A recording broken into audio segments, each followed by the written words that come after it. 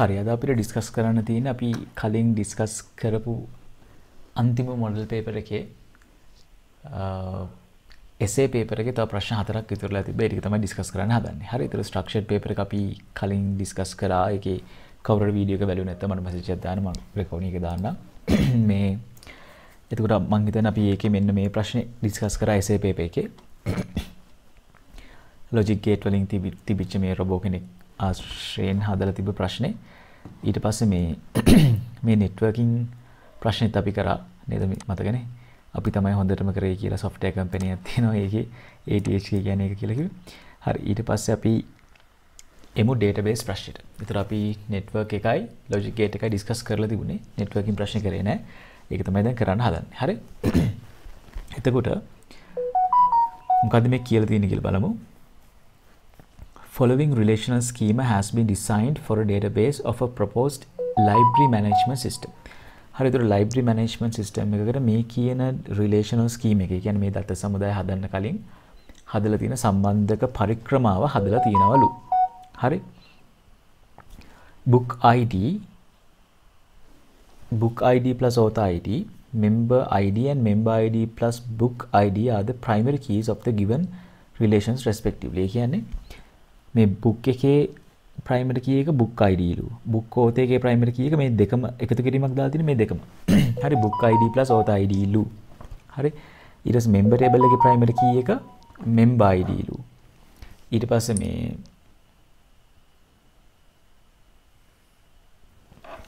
නේද member table එකේ primary key එක member ID ලු. ඊට පස්සේ rent table එකේ primary key එක member ID plus book ID ඔය දෙකම එකතු වෙලා තමයි rent table එකේ primary key එක වෙලා තියෙන්නේ කියලා අපිට කියලා තියෙනවා නේ මේ ටිකනේ. හරි. domain of type field in book author table is domain of type field එකේ domain එක. හරි. ඒ කියන්නේ මේ book author table එකේ type එකට එන්න පුළුවන් අගයන් තමයි ඒකේ වසම කියලා කියන්නේ domain එක කියලා කියන්නේ. හරි.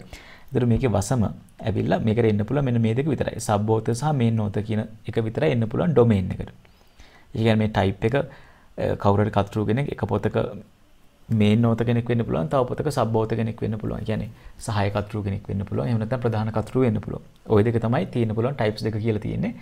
domain එක කියලා කියන්නේ නැත්නම් වසම කියලා කියන්නේ දත්ත සමුදායක වගුවක ඒ කියන්නේ database table එකක එක ක්ෂේත්‍රයකට එක field එකකට එන්න පුළුවන් සියලුම අගයන් සහිත කුලකය.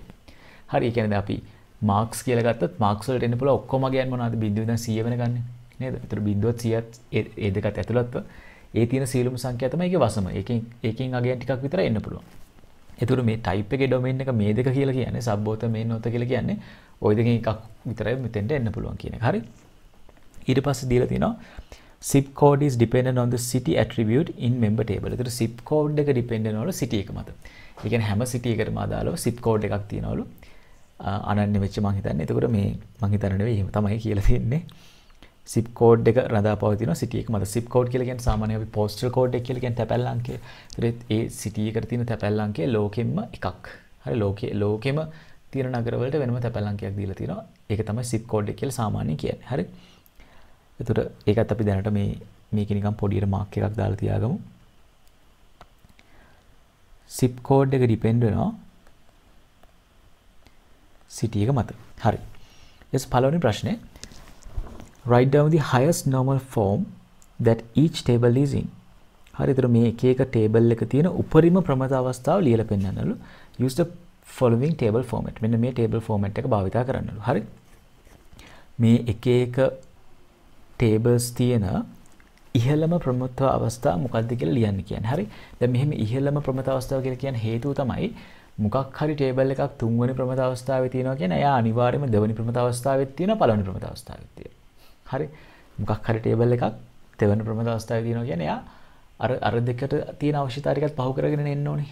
ඒ නිසා එයා අර කලින් අවස්ථාව දෙකේ තියෙනවා. ඒ නිසා ඉහළ ප්‍රමුඛ අවස්ථාව කියන්නේ එයාට යන්න පුළුවන් උපරිම ප්‍රමුඛ අවස්ථාව. හරි.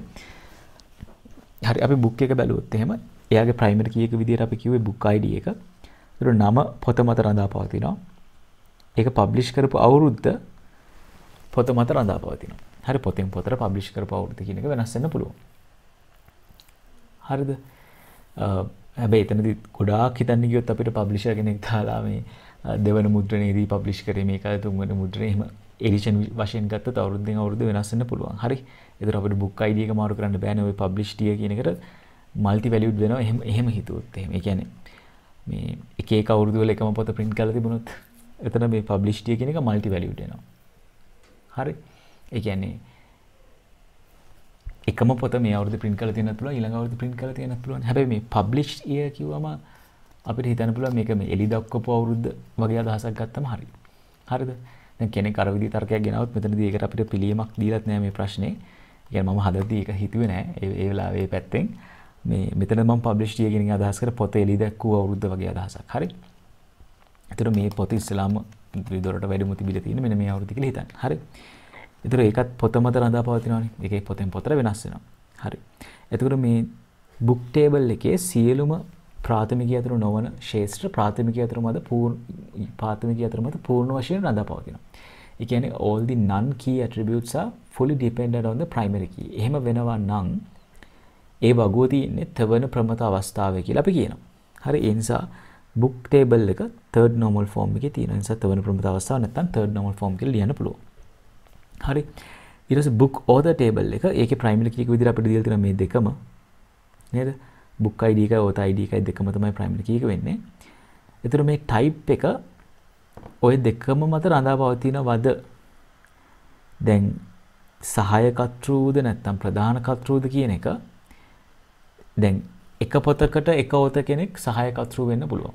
ඒ authorම ඒ කර්තෘම තවත් පොතක ප්‍රධාන කර්තෘ වෙන්න පුළුවන් නේද?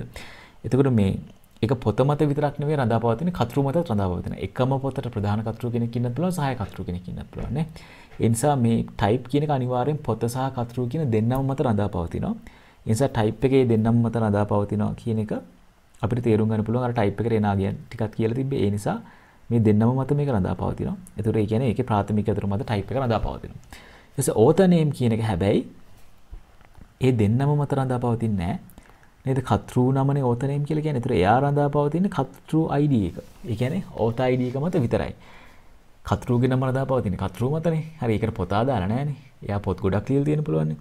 එතකොට මේ author name එක හැබැයි රඳා පවතින්නේ author ID මත විතරයි. ඒතකොට මෙතනදී අපිට ආංශික පරායක්තාවක් තියෙනවා. දැන් මේ වගේ සංයුක්ත ප්‍රාථමික අතරක් තියෙන වෙලාවක, ඒ කියන්නේ composite primary key එකක් තියෙන වෙලාවක ඒ primary key එකෙන් කොටසක් මත විතරක් යම්කිසි ශේෂ්ත්‍රයක් රඳා පවතිනවා නම් අපි කියනවා එතකොට ආංශික පරායක්තාවක් තියෙනවා. ඒතර මේ කියන author name කියන එක author ID මත ආංශික ලෙස පරායක්තයි කියලා අපිට කියන්න පුළුවන්. හරි. ඒ කියන්නේ ආංශික පරායක්තතාව තියෙනවා නම් ඒක තියෙන මොන normal form එකේද? දැන් පළවෙනි ප්‍රමිත අවස්ථාවෙන් බිඳුවේ ඉඳන් අපි පළවෙනි එකට එනකොට අපි කරන්නේ අර මේ නැවත repeated groups ඉවත් කරනවා නැත්නම් multi valued ඒවා ඉවත් කරනවා කියලා හිතමුකෝ. එතකොට අපි පළවෙනි එකට එනවා. පළවෙනි එකේ ඉඳන් දෙවෙනි එකට යනනම් අපි ආංශික පරායක්තය ඉවත් කරන්න ඕනේ. හරි. දෙවෙනි එකේ ඉඳන් තුන්වෙනි එකට යනනම් සංක්‍රාන්ති පරායක්තය ඉවත් කරන්න ඕනේ. එතකොට ආංශික පරායක්තය තියෙනවා කියලා කියන්නේ මේක තියෙන්නේ පළවෙනි ප්‍රමිත අවස්ථාවේ. හරි. පළවෙනි එකේ ඉඳන් දෙවෙනි එකට යන්න නම් අපි ආංශික පරායක්තය ඉවත් කරනවා. සමහරවිට අපි ආංශික පරායක්තය ඉවත් කරපුවම ඒක තුන්වෙනි එකටම යන්නත් පුළුවන්. හරි. ඊට පස්සේ member table එක බැලුවොත් member table එකේ primary key එක විදිහට මෙතන කියලා තියෙන member ID කියන එක. ඒතර member ගේ නම member මත රඳා පවතිනවා, DOB එක රඳා පවතිනවා, city එක රඳා පවතිනවා. zip code එක මේක අපිට කියලා තිබ්බ zip code එක රඳා පවතිනවා කියලා city එක මතනේ. හැබැයි ඉතින් city එක රඳා පවතිනවනේ member මත. ඒ නිසා zip code එකත් අනියම් ආකාරයෙන් member ID මත රඳා පවතිනවා. ඒ කියන්නේ member ID එක මත රඳා පවතිනවා city එක නේ. ඒතර city එක මත රඳා පවතිනවා zip code එක. හරි. ඒතර දැන් මෙහෙම ලියපුවම ඕගොල්ලෝ දන්නවා මේ කියන්නේ transitive dependency එකක්, සංක්‍රාන්ති පරායක්තාවක් තියෙනවා. මේ නිසා zip code එක member ID මත තවත් ශේෂ්ත්‍රයක් හරහා රඳා පවතිනවා. ඒ වගේ වෙලාවට අපි කියනවා සංක්‍රාන්ති පරායක්තාවක්. transitive dependency එකක් කියලා. හරි. එතකොට මෙහෙම transitive dependency එකක් තියෙනවා කියලා කියන්නේ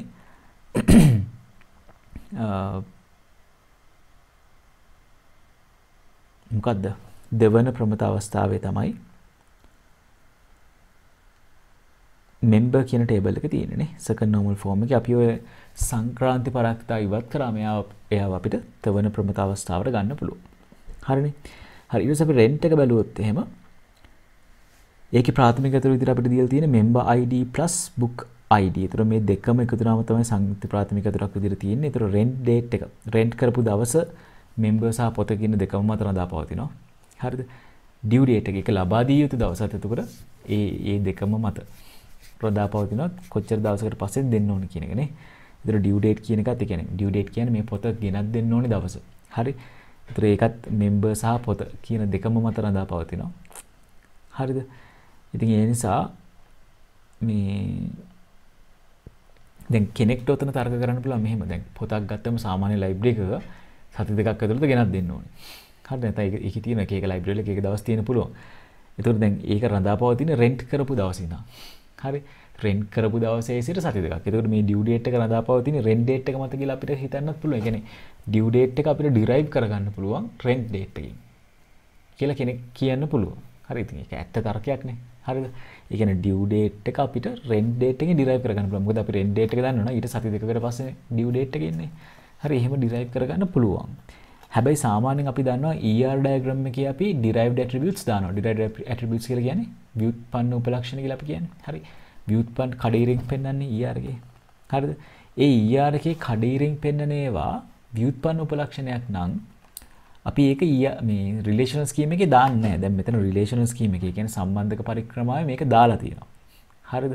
ඉතින් මෙහෙම ඩියු ඩේට් කියලා මේක දාලා තියෙනවා කියන්නේ මේක derived එකක් වෙන්න බෑ. ඒතර සමහරවල්ලාට පොත් වර්ගයෙන් පොත් වර්ගයට ඩියු ඩේට් එක වෙනස් වෙන්න පුළුවන්. ළමා කතා නම් නැත්නම් අර ඒකට සතියක් වෙන්න පුළුවන්. සමහර ලොකු මේ රිසර්ච් පේපර්ස් වගේ ඒවට සමහර සති 3ක් විතර ඩියු ඩේට් එක වෙන්න පුළුවන්. ඒතර පොත අනුවත් මේක වෙනස් වෙනවා නම් මෙම්බර් අනුවත් වෙනස් වෙනවා නම් මේ අපි ඩියු ඩේට් කියන එක හරි දැන් විශේෂ මෙම්බර්ස්ලා ඉන්න පුළුවන්. ඒගොල්ලන්ට මාසයක් වුණා තියාගන්න පුළුවන්.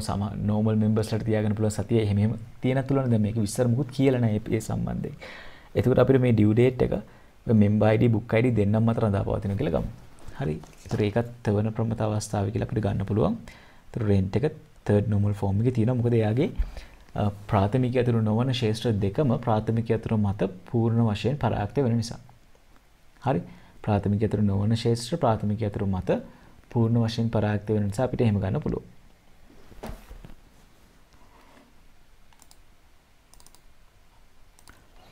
හරි. එතකොට දැන් අපි මේකේ පළවෙනි ප්‍රශ්නේ ඉවරයි. ඒව තියෙන normal forms ටික ලියලා තියෙනනේ. ඒතර ඊළඟ ප්‍රශ්නේ කියනවා මෙහෙම එකක්.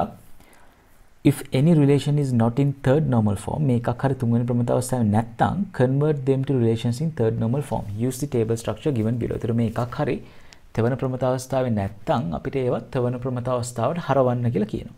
හරි. එකක් හරි තවන ප්‍රමත අවස්ථාවේ නැත්නම් ඒක තවන ප්‍රමත අවස්ථාවට හරවන්න කියලා කියනවා. හරිද?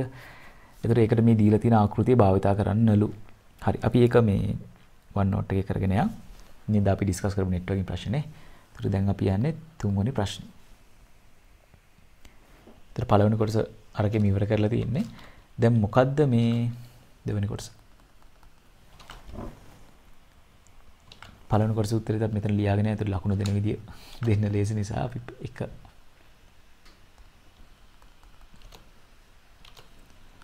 book table එක තියෙන්නේ third normal form එකේ. book author table එක තියෙන්නේ first normal form එකේ. this member table එක තියෙන්නේ second normal form එකේ. rent table එක තියෙන්නේ third normal form එකේ. හරි. ওই ටික තමයි තියෙන්නේ. ඊට පස්සේ දෙවෙනි ප්‍රශ්නෙට උත්තරේ රිලේෂන් එකයි ඒක third normal form එකට ගත්තම එන විදියයි නේ.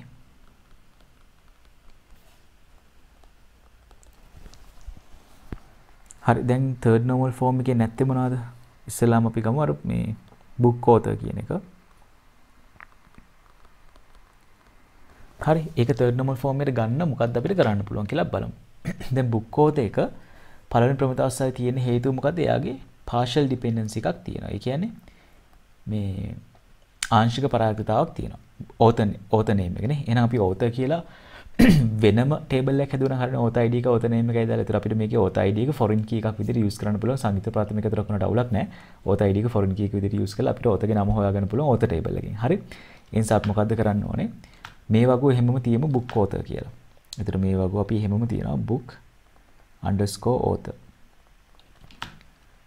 අන්ඩර්ස්කෝර් එකක් නැහැ නේ. මේ ඔයගොල්ලෝ ලියනකොට හැමතිස්සෙම පේපර් එකේ තියෙන එකම ලියන්න නැත්නම් සමහරලාට මාකින් ස්කීම් එක අනුව ලකුණු හම්බ වෙන්නේ නැහැ. හරි. ඒ තියෙන ඒවා කැපිටල් සිම්පල් ඒ විදිහටම ලියනකොට. හරි. ඒතර book ID author ID type එක විතරයි අපිට දාන්න තියෙන්නේ මෙතන. book underscore ID ඊට පස්සේ තියෙනවා author underscore ID ඊට පස්සේ type එක. හරි. ඒ ටික විතරයි මේකේ ඉන්නේ. ඒතර මේ දෙක සංයුක්ත ප්‍රාථමිකය අතර වෙනවා. මේ author ID එක අපිට foreign key එකක් විදිහට දාන්න පුළුවන්. author table එකක් අපි හදනවානේ. ඒකේ යටින් දාමු. author relation එක. ඒතර එතන තියෙන author ID ඒක මේකේ primary key එක සහ author name එක මේක අපි දානවා දැන් අර යට table එකේ නේ.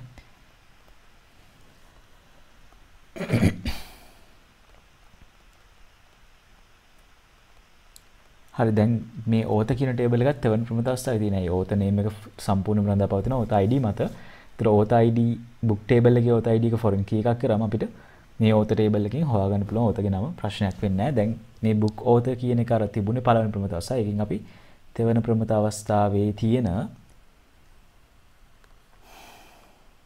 ප්‍රමුඛ අවස්ථාවේ තියෙන වගු දෙකක් රිලේෂන්ස් දෙකක් අපි හදාගත්තා.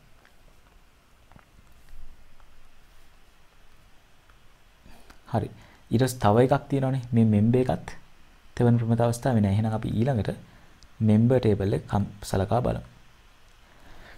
දැන් member එකේ මොකද ප්‍රශ්නේ තිබුණේ? ඒකේ මේ SIP එක city එක මත රඳා පවතින. එතකොට සංක්‍රාන්ති පරායකතාවක් තිබුණේ. අපි member table එකේ member ID name DOB city ටික දාමු. ඒතර city zip code කියලා පස්සේ වෙනම table එකක් හදමු. ඒකෙන් අපිට zip code එක බලා ගන්න පුළුවන්. මොකද zip code එක රඳා පවතින city එක නිසා. city එක මත නිසා. හරි. එහෙනම් member කියලා table එකක් හදමු. ඒතර මේ member table එකේ member underscore ID කියන primary key එක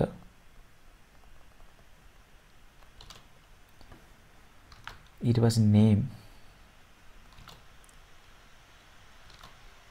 ඊළඟට DOB එක එනවා. හරි. ඊට පස්සේ අපිට city එක දාන්න පුළුවන්. හරි. ඒතර මේ ටික මේ city එක අපි foreign key එකක් විදිහට දාමු. එතකොට අපිට ඊළඟට හදන table එක අපිට ඇත්තට member city කියලා දාන්න පුළුවන්. එහෙම නැත්නම් මේ කෙලින්ම city කියලා දැම්මත් ප්‍රශ්නයක් නැහැ. හරි. ඒ කියන්නේ වගුවේ නමකුයි ශේෂ්ත්‍රයේ නමකුයි සමාන වෙන්න පුළුවන්. කිසි අවුලක් නැහැ. ඒ නිසා මම city කියලාම table එක දාන්නම්. ඒතර city එකේ තියෙනවා city කියලා primary key එකයි zip code කියන එකයි. ඒතර zip code එක රඳා පවතින city එක මත city එක අතන මේ foreign key එකක් විදිහට දාලා තියෙන. ඒ table එකේ නම city කියලා අපි ගමු. හරි. ඒතර ප්‍රශ්නයක් නැහැ. නැත්නම් අපිට උතන member city වගේ දැම්මම table එකේ නමයි ශේෂ්ත්‍රයේ නමයි එකම වෙන එක වළක්වා ගන්න පුළුවන්. හරි. එහෙම කරත් අවුලක් නැහැ. වගුවේ නම ඉතින් අපිට table එක create කරනකොට SQL වල අපිට කැමති නමක් දෙන්න පුළුවන්. හරි. එනකොට අපි අර syllabus එකේ විදිහට ලකුණු දෙන විදිහට යනකොට බොහෝ දුරට අපි සම්බන්ධ කරන tables එක්කම නම දාන්න. හරි. එතකොට මේ මම නිකන් මෙහෙම නමක් දෙන්නම්. member city කියලා. හැබැයි මෙහෙම දාන්නෙත් අර වගු දෙකක් සම්බන්ධ වෙනකොට ඒ කියන්නේ මේ සංයුක්ත ප්‍රාථමික ඇතුළක් යනකොට මෙන්න ඩොමින රිලේෂන් එකක් තිබිලා. කමන්න මෙහෙම දාලා තිබ්බත් ප්‍රශ්නයක් වෙන්නේ නැහැ. හරි. එතකොට member කෙනෙක් ඉන්නේ එක city එකක. මේ කියන විදිහට. මොකද city කියන එක foreign key එකක් විදිහට අපි දාලා තියෙනවා member table එකේනේ. ඒතර ඒ city එකේ විස්තර ටික අපිට member city එකකින් බලා ගන්න පුළුවන්. හරිද? ඉතින් මේ වගේ වගු දෙකක් හැදුවොත් එහෙම අපිට තෙවන ප්‍රමුඛ අවස්ථාවේ තියෙන tables ටිකක් දැන් ඇවිල්ලා තියෙනවා. ඒතර කලින් තිබ්බට වඩා තව tables දෙකක් අපිට වැඩි වෙලා තියෙනවා. හරි.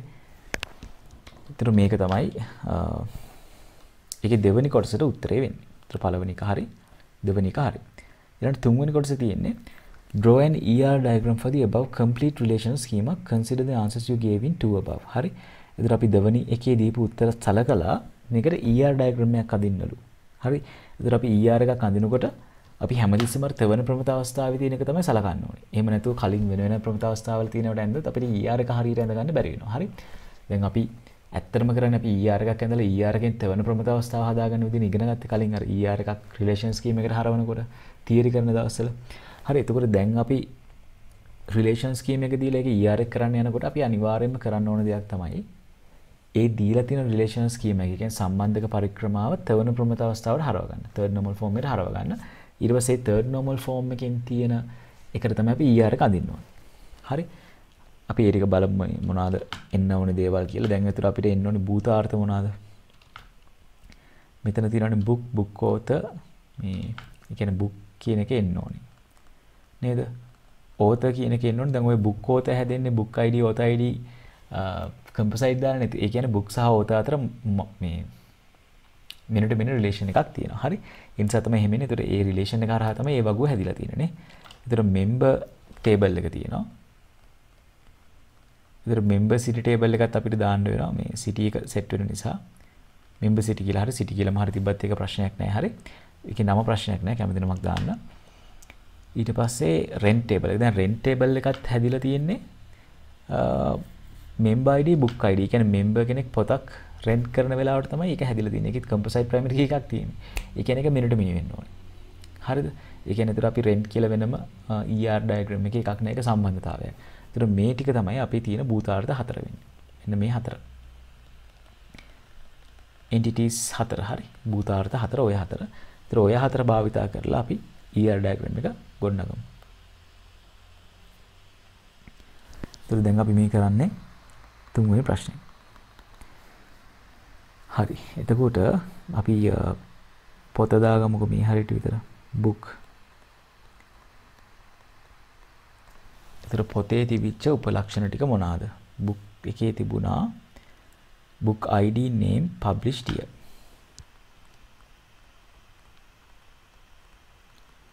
book id name එක තිබුණා published year කියන එක තිබුණා. හරිද? පොත කියන එකේ. ඊට පස්සේ අපි පොතට සම්බන්ධ කරමු author. හරි. ඒතර ඒ දෙන්න සම්බන්ධ වෙන්නේ කොහොමද? අර book author කියන එකෙන් නේ. හරිද? ඒකට දාමු මේ author writes book කියලා අපි ගමුකෝ. මෙතන සම්බන්ධතාවය.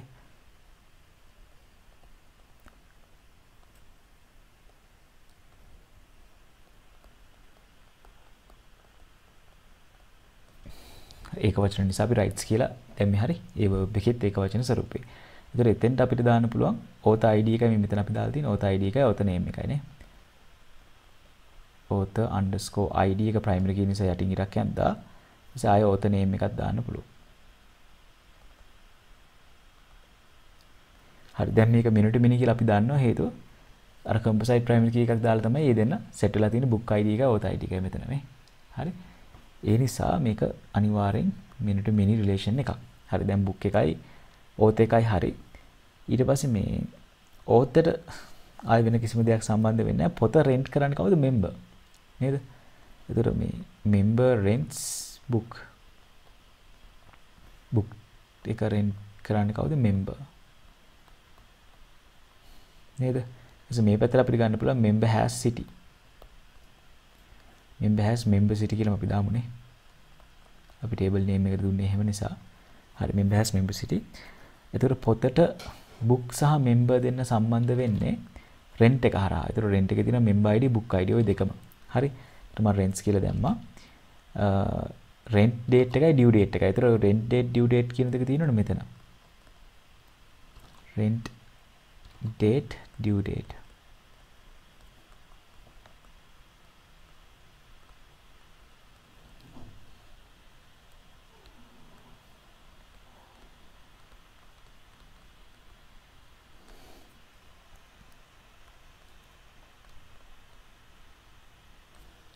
හරිනේ. අපිට එකක් අමතක වුණා අර book author එකේ මේ type එක දාන්න අමතක වුණානේ නේද? ඒතර rights කියන එකට එන්න ඕනේ අර type එක. සාමාන්‍යව minute mini තිනකොට අපිට කැමති නමක් දාන්න පුළුවන්. දැන් මම database එක හැදුවා නම් අනිවාර්යෙන් book member තිනකොට මම rent table එකක් තමයි හදන්නේ. හැබැයි අර අනාදිමත් කාලයක සිට අපේ paper හදන මහාචාර්යවරු විසින් මෙහෙම minute mini එකක් තිබ්බම මේගොල්ලෝ කරන්නේ අර එක edit එක book underscore member එහෙම තමයි දාන්නේ. හරිනේ. එක book member එහෙම නැත්නම් book underscore member එහෙම දාන්නේ. හරි. අර ප්‍රායෝගික අපි යන පැත්ත නෙවෙයි අර theoretical පැත්තෙන් හැමතිස්සෙම එහෙම කරනවා. එක අවුරුද්දක මෙහෙම rents කියලා දාලා තිබ්බොත් වැරදි දුන්නලු. හරි. rights කියලා දාලා තිබ්බොත් වැරදි දුන්නලු. එහෙම වැරදි කියන්න බෑ. මොකද අපි SQL වලින් අපි table create කරනකොට අපි ටිකක් අපිට ඕන විදිහට create කරලා අපිට ඕන විදිහට foreign key දාලා අපිට ඕන විදිහට composite keys දාන්න පුළුවන්. හරි. එතකොට මේ A දෙක composite දැම්ම කියලා A නමම තියෙන්න ඕන කියලා නීතියක් කොහොමද දාන්න බෑ. හැබැයි ඉතින් අර අනාදිමත් කාලයක සිට marking scheme එකේ නේ විදිහ නිසා අපිත් එහෙම දානවා. ඒතර මේ දැන් මේ book id එක අපි rents කියලා මෙතන දැම්මට table එක හදනකොට book underscore member කියලා ඔය දෙකේ primary key දෙක book id එකයි member id එකයි composite කරලා තමයි අර මේ මෙතෙන්ට relation එකට දාලා තියෙන rent date due date දාන්න ඕනේ. හරි. ඒතර ඒ ඇසුරින් තමයි අපි මේ දැන් ER එක ගොඩනගාගෙන යන්නේ. ඒ විදිහට හදලා තියෙන මේ relation scheme එක දිහා බලාගෙන. හරි. ඒතර මේකත් මෙහෙම මේ වෙනවා කියන්නේ මේකත් minute to minute relation එකක්. composite primary key දාලා තියෙනවා කියන්නේ දෙකටම මේකත් minute to minute එකක්. මෙතෙන්ට අපි n දාමු, මෙතෙන්ට m දාමු. හරි. මේ nm දාන එකෙන් වෙන්නේ අර ඒ දෙපැත්තෙම minute to minute. ඒ කියන්නේ අර පැත්තෙන් ගොඩයි මේ පැත්තෙන් ගොඩයි. හැබැයි ඒ දෙක සමාන නැහැනේ. ඒ නිසා අපි nm කියලා අගයන් දෙකක් දාන්නේ. හරි. නැත්නම් mm කියලාම දාන්න නැත්තේ ඒක ඕගොල්ලෝ දන්නවා. හරි. ඊට පස්සේ member to member city කියන එකේ අපි කරේ මොකද්ද? member city එකේ එක මෙතන foreign key එකක් විදිහට දාපේකනේ. ඒ කියන්නේ member කෙනෙක්ට තියෙන එක city එකයි කියලා අපි ගන්නවා. හරි. ඒත් member කෙනෙක්ට තියෙන එක city එකයි member city එකේ හැබැයි membersලා ගොඩක් ඉන්න පුළුවන්. ඒ නිසා මේ පැත්තෙත් අපි n එක දාමු. අර දෙපැත්තෙම නැත්නම් n set වෙන නිසා මේ පැත්තෙන් n එකක් දාමු. හරි. ඒතර member ගේ මොනවද තව තියෙන details ටික. city එකයි zip code එකයි විතරයි තියෙන්නේ. member id name dob city.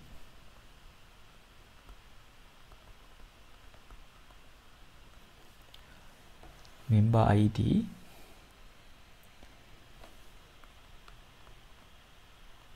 name dob එකයි city එකයි date of birth එකයි. දැන් city එක අපි දාන්න ඕනි නෑ මොකද ඒක foreign key එකක් නේ. ඒතර foreign key අපි ER diagram එකේ පෙන්වන්නේ නෑ. හරි. ඒතර මේ member city එකට අපිට city එක දාන්න පුළුවන්. zip code එක දාන්න පුළුවන්.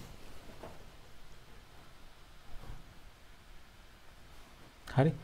member city එකට අපි city එකයි zip code එක city එක තමයි primary key එක වෙන්නේ. හරි. ඒතර මේ විදිහට ඇඳලා පස්සේ අපේ ER diagram එක සම්පූර්ණයෙන් හරි complete. අපිට තියෙන ඔක්කොම සම්බන්ධතා ටික ඒ වගේ ගණනීයතාව. ඒ කියන්නේ cardinal ටිකත් එක්ක පෙන්ලා තියෙනවා 1 to 1 the 1 to many the minute to many ද කියන ටිකත් එක්කම සීලමු ශේෂ්ත්‍ර ප්‍රාථමික අතුරුත් එක්ක පෙන්වලා තියෙනවා. හරි. ඒතර මේ ER diagram එක දැන් complete. ඒක තමයි තුන්වෙනි ප්‍රශ්නේදී අහලා තිබුණේ. හරි. ඒතර මේක අපි අර තෙවන ප්‍රමුඛ අවස්ථාවට හරවන්නේ නැතුව කරන්න විදියක් නැහැ. තෙවන ප්‍රමුඛ අවස්ථාවට හරවුවමනේ අපිට member city කියලා table එකක් ආවේ, author කියලා table එකක් ආවේනේ. ඉතින් ඒ ටික අරගත්තට පස්සෙම අපිට මෙහෙම ER එක හරියට හදන්න පුළුවන්. ඒතර මේ ER එක දිහා බලාගෙන ආයෙත් අපි සම්බන්ධක පරික්‍රමාව ගොඩනගුවොත් අපිට ඔය ආව third normal form එකේ තියෙන ඔක්කොම ටික වගේ වගු ටික හැදෙන්න ඕනේ. හරි. ඊට පස්සේ තුන්වෙනි ප්‍රශ්නෙත් ඉවරයි. හතරවෙනි ප්‍රශ්න. Write an SQL query to get all book names and published years in alphabetical order of book names. ඒතර පොත් වගේ වෙන ඔය නම් ටිකයි පොතේ නමයි published years උයි තියෙන්නේ. හරිද? දැන් මේක කියන්නේ පොතේ නමයි published years උයි ගන්න ඕනලු පොතේ නමේ alphabetical order එකට නේද? පොතේ නමේ alphabetical order එකට ගන්න ඕනලු. එහෙම order එකකට ගන්න නම් අපිට order by කියන SQL command එකත් එක්ක යන්න වෙනවා. ඒතර order by SQL command එක අපි කොහොමද දාන්නේ? select name, published year. දැන් මේ දෙකම තියෙන එකම වගුවේනේ. ඒ නිසා අපිට අර aliases use කරන්න ඕනේ නැහැ. කෙලින්ම දාන්න පුළුවන් from book. නේද? from book. එච්චරයි කියන්නේ තියෙන ඔක්කොම ටික ගන්න ඕනේ. හරි. ඒතර ව්‍යා එකක් අපිට නැහැ. කෙලින්ම අපිට දාන්න පුළුවන් order by name. මෙහෙම order by name විතරක් තිබුණත් ඇති. නැත්නම් කෙනෙක් මෙහෙම ලියලා තිබ්බත් අවුලක් නැහැ. කියන්නේ මේ order by name අපි ascending කියන්නේ ASC කියලා දානවානේ. අපිට descending order එකට ඕන නැහැ. කියන්නේ reverse alphabetical order එකට ඕන නම් ඒ කියන්නේ Z key නම් අනිත් පැත්තට යන්න ඕන නම් අපිට DESC කියලා දාන්න පුළුවන් descending කියලා. ASC කියලා දැම්මොත් ascending. ඉතින් by default කොහොමත් ඕකේ තියෙන්නේ ascending නිසා අපි ඕක නොදැම්ම කියලා ප්‍රශ්නකුත් නැහැ. හැබැයි දැම්ම කියලා අවුලකුත් නැහැ. order by name ASC කියලා තියෙන්නත් පුළුවන්. හරි. ওই දෙකම හරි. එතකොට semicolon එක අනිවාර්යෙන් තියෙන්න ඕනේ. හරි. එහෙම නැත්නම් ඒවටත් ලකුණු අඩු වෙන්න පුළුවන්. හරිද? එතකොට මේක තමයි ඔයගොල්ලන්ට ලියන්න තියෙන SQL query එක. හරි. ඊට පස්සේ තව ප්‍රශ්නයක් තියෙනවා ඒකේ. මේක හරි. Write an SQL query to get book name, member name and rent date for all rented books. එතකොට මොනවාද ඕනි කියන්නේ? book name, member name and rent date. book name එක ඕනේ. member name එක ඕනේ. පොතේ නමයි මෙම්බර්ගේ නමයි රෙන්ට් ඩේට් එකයි. කවද්ද රෙන්ට් කරේ කියන එකයි ගන්න ඕනේ ඔක්කොම රෙන්ට් කරපු පොත්වල. හරි. එතකොට දැන් අපි මෙහෙම එකක් ගත්තම අපි හිතන්න ඕනේ මෙන්න මේ දවල්ට බුක් නේම් එකේ තියෙන මොන වගේද? ඒකේ තියෙන බුක් ටේබල් එකේ. මෙම්බර් නේම් එකේ තියෙන මෙම්බර් ටේබල් එකේ. නේද? රෙන්ට් කරපු දවසේ තියෙන රෙන්ට් ටේබල් එකේ. වෙන වෙන තැන් වල නෑනේ. ওই තුන තියෙන වග තුනක. එහෙනම් අපිට මේකෙදි මේ වග තුන සම්බන්ධ කරන්න වෙනවා. දැන් ඔය සියරම රෙන්ට් කරපු පොත්නේ අපි පෙන්වන්න ඕනේ. එහෙනම් මේ වග තුන සම්බන්ධ කරන්න වෙන්නේ රෙන්ට් ඒ කියන්නේ අර අනිත් වගු දෙකම රෙන්ට් ටේබල් එකත් එක්ක සම්බන්ධ කරන්න. මොකද රෙන්ට් ටේබල් එකේනේ ඔය රෙන්ට් කරපු පොත්වල විස්තර තියෙන්නේ. නේද? එහෙනම් රෙන්ට් ටේබල් එකත් එක්ක අනිත් වගු දෙකම අපිට සම්බන්ධ කරන්න වෙනවා SQL වලදී. හරි. ඒතර අපි කොහොමද ලියන්නේ? දැන් මේ වගේ සම්බන්ධ කිරීමක් කරනකොට මම කියලා තියෙන්නේ කොහොමද? අපි පටන් ගන්න ඕනේ from එකෙන්. හරි SQL එක තමයි ලේසිම වැඩේ. ඒතර from book මේවට අපි aliases දාගමු b කියලා. member එකට අපි alias එකක් දාගමු m කියලා. rent එකට අපි alias එකක් දාගමු r කියලා. හරි. එතකොට දැන් select කරගන්න ඕන ටික දැන් අපිට ලියා ගන්න පුළුවන්. select book name නේ. book name එක අපිට කොහොමද තිබුණේ table එකේ? name කියලානේ තිබ්බේ නේද? ඒ නිසා අපි b.name කියලා දාමු. දැන් ওই name කියන එක member එකෙත් තියෙනවනේ. ඒතර මොකේ නමද මුලින් එන්න ඕනේ කියලා කියන්න. නේද? මෙතනත් name කියලා තියෙනවා, මෙතනත් name කියලා තියෙනවා. ඒතර අපි අර alias එක හරියට කිව්වේ නැත්නම් මේක මොකේ name එකද කියලා එතන අර ambiguous ප්‍රශ්නයක් එනවා. ඒ කියන්නේ අපිට හරියට තෝරගන්න බැරි වෙනවා. මේක මොකේ එකද ගන්න ඕනේ කියලා error එකක් එනවා. හරි. ඒ නිසා අනිවාර්යයෙන්ම එකම නම තියෙන වෙලාවට field name එක තියෙනලාට අනිවාර්යෙන් table එක කියන්න ඕනේ. එහෙම නැත්නම් නොකියුවා කියලා අවුලක් නැහැ. ඒ කියන්නේ b. කියලා තිබුණ නැහැ කියලා අවුලක් නැහැ. name කියලා වෙන කිසිම table එකක තිබුණ නැත්නම් අපි ඔය එතන from එකේ දාලා තියෙනවා. හැබැයි member එකේ book එකේ දෙකේම තියෙන නිසා අපි ඒක දාන්න ඕනේ. ඊට පස්සේ b.name ඊට පස්සේ member ගේ නම ඕනේ m.name ඊට පස්සේ rent date එක ඕනේ නේ. ඒතර rent date එක නම් r. rent date එක අපි දාලා තිබුණේ කොහොමද? table එකේ මෙහෙම rent date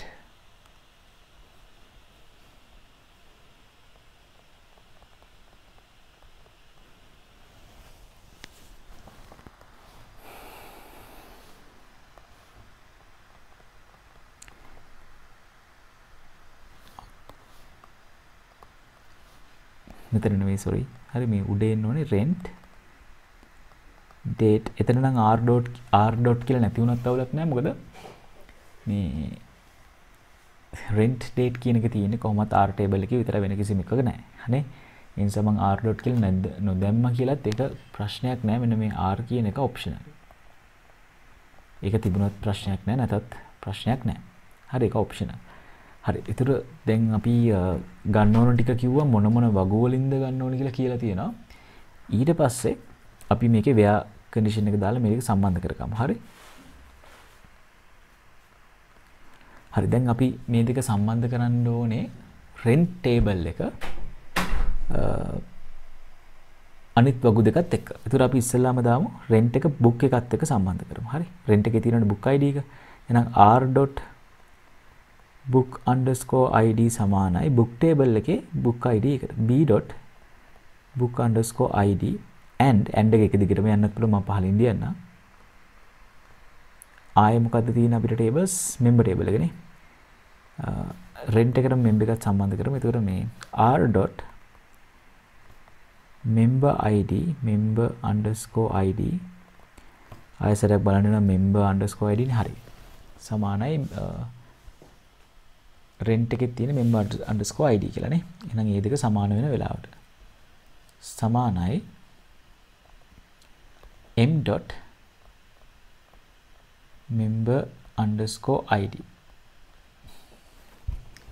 හරිද? එතකොට ඔන්න ඔය විදියට අපිට පුළුවන්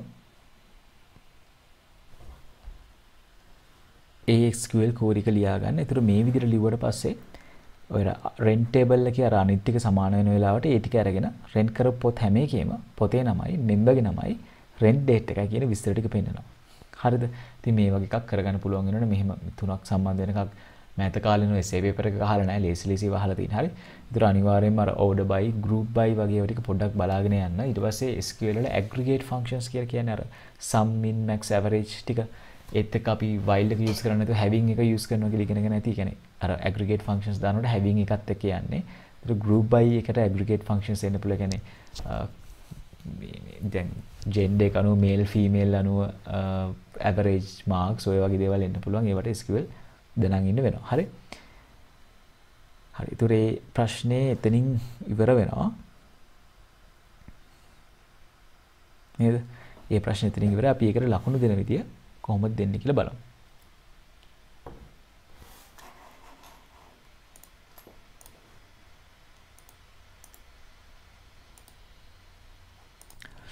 හරි. අපි මේ ප්‍රශ්නේ මේ ලකුණු දාගන්න මෙහෙම කරන්න. මේ පළවෙනි එකේ වගුවට ඔයගොල්ලෝ 1කට 0.5 ගානේ 4ක් දාගන්න. ඒතර ලකුණු දෙකක් හම්බ වෙනවනේ. 1කට 0.5 ගානේ 4ක්.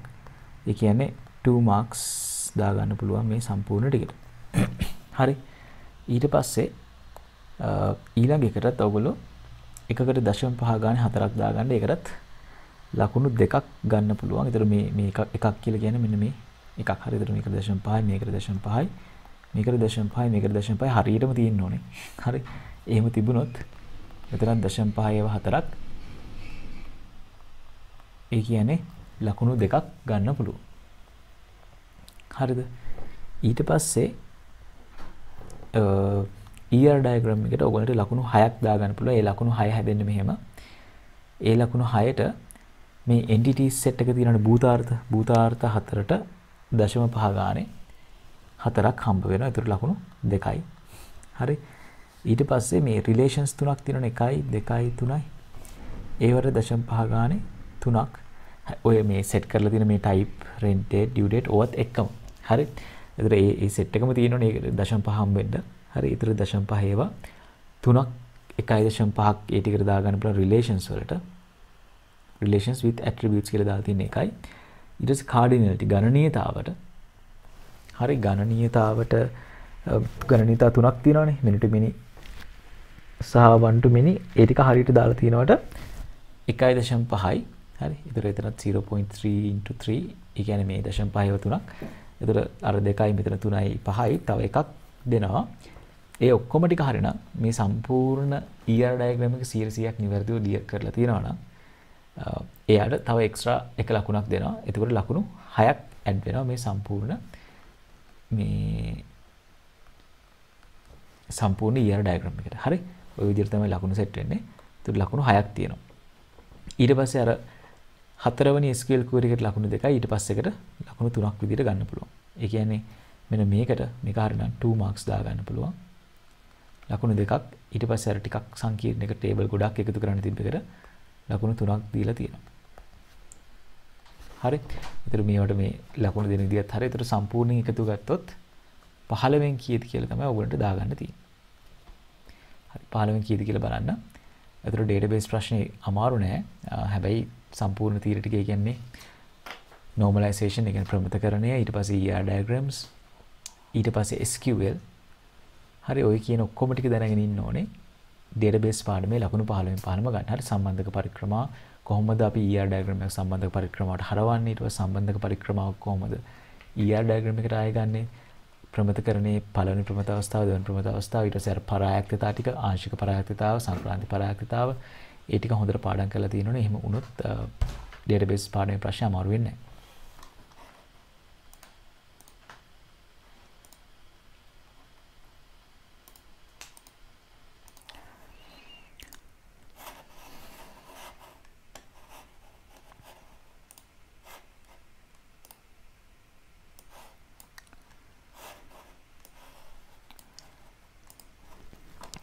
හරි. එහෙනම් අපි හතරවෙනි ප්‍රශ්නට යන්. මේක Python වලින් තියෙන ප්‍රශ්නයක්. පළවෙනි ප්‍රශ්නේ මේක ඇත්තටම ලේසි ප්‍රශ්න ටිකක් තියෙනවා. මොකද Python ගොඩක් කට්ටිය කරන්න උත්සාහ කරන්නේත් නැහැ සමහරවිට අමාරුයි කියලා හිතලා. හැබැයි මේ ප්‍රශ්නේ ලේසි. හරි. අපි කරලා බලමු. Answer following questions on programming.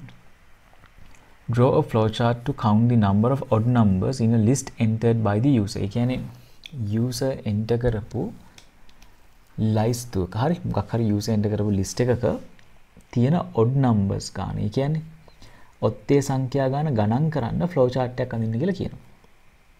හරිද? user enter කරපු ඔත්තේ සංඛ්‍යා ගාන ගණන් කරන්න ෆ්ලෝ chart එක. හතරේ A කොටසේ 1.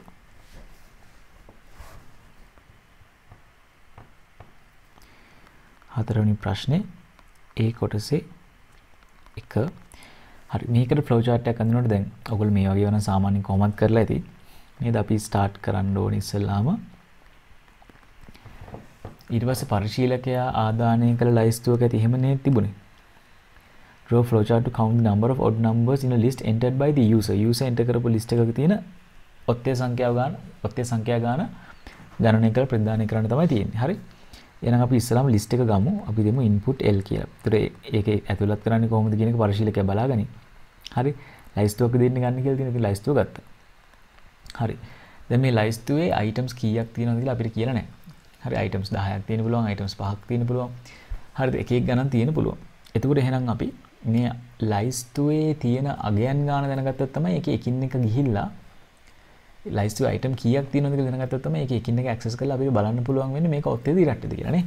ඒතර එහෙනම් අපිට ගන්න වෙනවා මේකේ length එක. ඒතර අපි දාමු n සමානයි len L. දැන් මේ len කියන්නේ ඇත්තටම Python වල තියෙන function එකක් නේ. නිසා අපි මෙතනදී මේ length of L කියලා දැම්මත් අවුලක් නැහැ. හරි. ඒ කියන්නේ L කියන ලයිස්තුවේ තියෙන items ගන්න.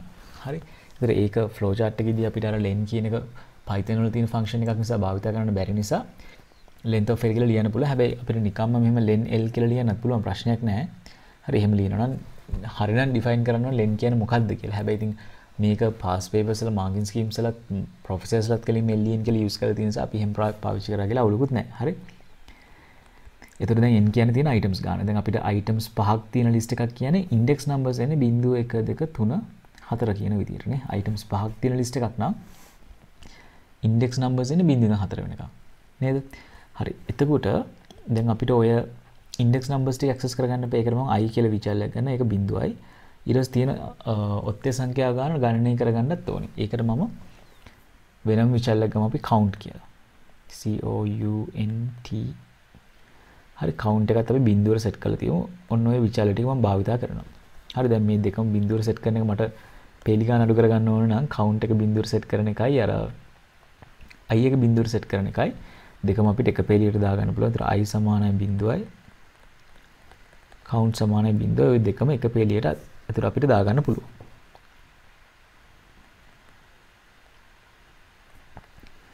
හරි. දැන් අපි මේ i කියන එක තමයි බිඳුවේ ඉඳන් අර n ට වඩා අඩු වෙනකන් කියන්නේ තියෙන items ගන්නට වඩා අඩු වෙනකන් වැඩි කර කර යන්න හදන්නේ. හරි. එතකොට මෙතන මට condition එකක් දාගන්න පුළුවන් i වල අගය අඩු වෙනකන් n ට වඩා. දැන් n 5යි නම් item 5යි නම් index number එක උඩරින් යන්නේ 4ටනේ. හරි. ඒ නිසා අඩු වෙනකන් කියලා කිව්වම හරි. මෙහෙම yes වෙලාවට ඒ කියන්නේ මේ n වල අගයට වඩා i අඩු වෙලාවට අපිට පුළුවන් l ගේ i ඒ කියන්නේ l ගේ බිඳුවන ඉන්ඩෙක්ස් එකේ තියෙන item එක අරගෙන ඒක ඔත්තේ ඉරට්ටේද කියලා බලන්න නේ. එතකොට අපි ඒක බලන්නේ කොහොමද? li mod 2 දෙකෙන් බෙදුවම ඉතිරි අගය සමානද එකට කියලා බලන්න. එකට සමානයි නම් ඒක ඔත්තේ සංඛ්‍යාවක් නේද? හරි. මේක yes නම් ඔත්තේ සංඛ්‍යාවක් කියනවා. ඒතර මේකත් අපි මේ mod එකත් Python වලදී තියෙන එකක් නේ. හරි. ඒතර අපි මේක use කරනවා නම් අනිවාර්යයෙන්ම modular sign එක දාලා ලියන්න use to get the remainder of a division. ඒ කියන්නේ බෙදීමක මේ ශේෂය ලබා ගැනීම සඳහා භාවිතා කරයි කියලා උඩින් ලිව්වා නම් අපිට ඕක භාවිතා කරන්න පුළුවන් flow chart එකේ. ඒතර ප්‍රශ්නයක් වෙන්නේ නැහැ. හරි. එහෙම නැත්නම් අපිට ඔතන ලියන්න වෙනවා මේ if remainder of li divided by 2 equal 1. එහෙම ලියන්න වෙනවා. හරි. ඉතින් ඊට වඩා මේක ලේසියිනේ. li mod 2 equal 1 කියලා දාලා mod කියලා අපි භාවිතා කරේ remainder එක ගන්න ඔපරේටර් කියලා කිව්වනම් හරි. එසේ මේක මෙහෙම නම් ඒ කියන්නේ ඔත්තේ සංඛ්‍යාවක් වෙනවා නම් මොකද අපි කරන්න ඕනේ? count එක එකකින් වැඩි කරන්න ඕනේ. පළවෙනි එක ඔත්තේ සංඛ්‍යාවක් කියලා. හරි. ඒතර count equal count plus 1 කියලා අපිට ඒක එකකින් වැඩි කරන්න පුළුවන්. හරිනේ. හරි. ඊට පස්සේ මේක ඔත්තේ සංඛ්‍යාවක් වෙන්නේ නැත්නම් නොවුනොත් එහෙනම් මොකද වෙන්නේ? හරි. ඔත්තේ සංඛ්‍යාවක් නොවි වෙන එකක් වුණොත් එහෙනම් අපිට කරන්න තියෙන්නේ ඔත්තේ සංඛ්‍යාවක් වෙන්නේ නැතුව ඉරට්ට සංඛ්‍යාවක් වුණොත් අපි මුකුත් කරන්නේ නැහැ. කෙලින්ම ඊළඟ සංඛ්‍යාවට යන්න ඕනේ. ඒතර අපි i එකකින් වැඩි කරන්න ඕනේ. i සමානයි i ධන 1. හරි. ඒතර අපි මෙතෙන්ට සෙට් කරනවා i ගේ තාමත් n ට වඩා අඩුයි නම් අපි බලනවා l ගේ i, ඒ කියන්නේ l ගේ පළවෙනි ඉන්ඩෙක්ස් එක. ඒක ඔත්තේ නම් එකක් එකතු කරනවා. එහෙම නැත්නම් නිකම්ම යනවා. ඊට පස්සේ i එකකින් වැඩි කරාම i ගේ දෙවෙනි ඉන්ඩෙක්ස් එක. දෙක n ට වඩා අඩුයි නම් ඔහොමම යනවා. ඉතින් අර අන්තිම ඉන්ඩෙක්ස් එක චෙක් කරාට පස්සේ n ගේට සමාන වෙනවා i ගේගේ. ඒතර මේකෙන් එළියට යනවා නෝ වෙලා. ඒතර අපිට කවුන්ට් එක ඩිස්ප්ලේ කරන්න විතරයි තියෙන්නේ. කීයක් ඔත්තේ සංඛ්‍යා තිබුණාද කියලා. හරි. ඩිස්ප්ලේ කවුන්ට් කියලා දැම්මම හරි. ඒක ඩිස්ප්ලේ කරා ඊට පස්සේ අපි end එකට යන්න ඕනේ. ඉතින් ওই ටික තමයි මේ ෆ්ලෝ chart එකට අපිට අඳින්න තියෙන්නේ. හරි. ඒකේ අපේක්ෂා කරලා තියෙන ඔන්න ඔය වගේ ෆ්ලෝ chart එකක්. ඒතර මේකේ සමහර කට්ටිය කොන්දේසි යටින් දාන්න පුළුවන්. ඒක ප්‍රශ්නයක් නෑ. සාමාන්‍යයෙන් while loop එක මේ ප්‍රෝග්‍රෑම් එක හදන්න ලේසිම විදිය තමයි මෙහෙම කොන්දේසි ටික උඩින් දාගෙන yes වෙන විදියට කොන්දේසි ටික හදාගන්න එක. ඒකට අපිට while loops එහෙම දාන්න ලේසි. හරි. එතකොට මේක ඊළඟට තියෙනවා write a python code for the above flowchart. එතකොට මේ flowchart එකට python code එකක් ලියන්නලු. හරිද? මේකට python code එකක් ලියනකොට දැන් ඉස්සෙල්ලාම දෙනවා input l කියලා list එකක් input කරන්න. දැන් අපි සාමාන්‍යයෙන් කරන්නේ string එකක් විදියට අරගෙන ඒ කියන්නේ space තියලා string එකක් විදියට අරගෙන පස්සේ ඒක split කරගත්තම කෙලින්ම list එකක් එනවා. හැබැයි ඒතර string list එකක් විදියට එන්නේ. ඒව integer කර කර තමයි අපිට වැඩ කරන්න වෙන්නේ. ගිය අවුරුද්දේ A level paper එකේදී ඒගොල්ලෝ වෙනස් ක්‍රමයක් භාවිතා කරලා තිබ්බා මේකට. හරි. මම නිකන් පෙන්නන්නම්. 2020 A level paper එකේ ඔයගොල්ලෝ MCQ ප්‍රශ්න බැලුවොත්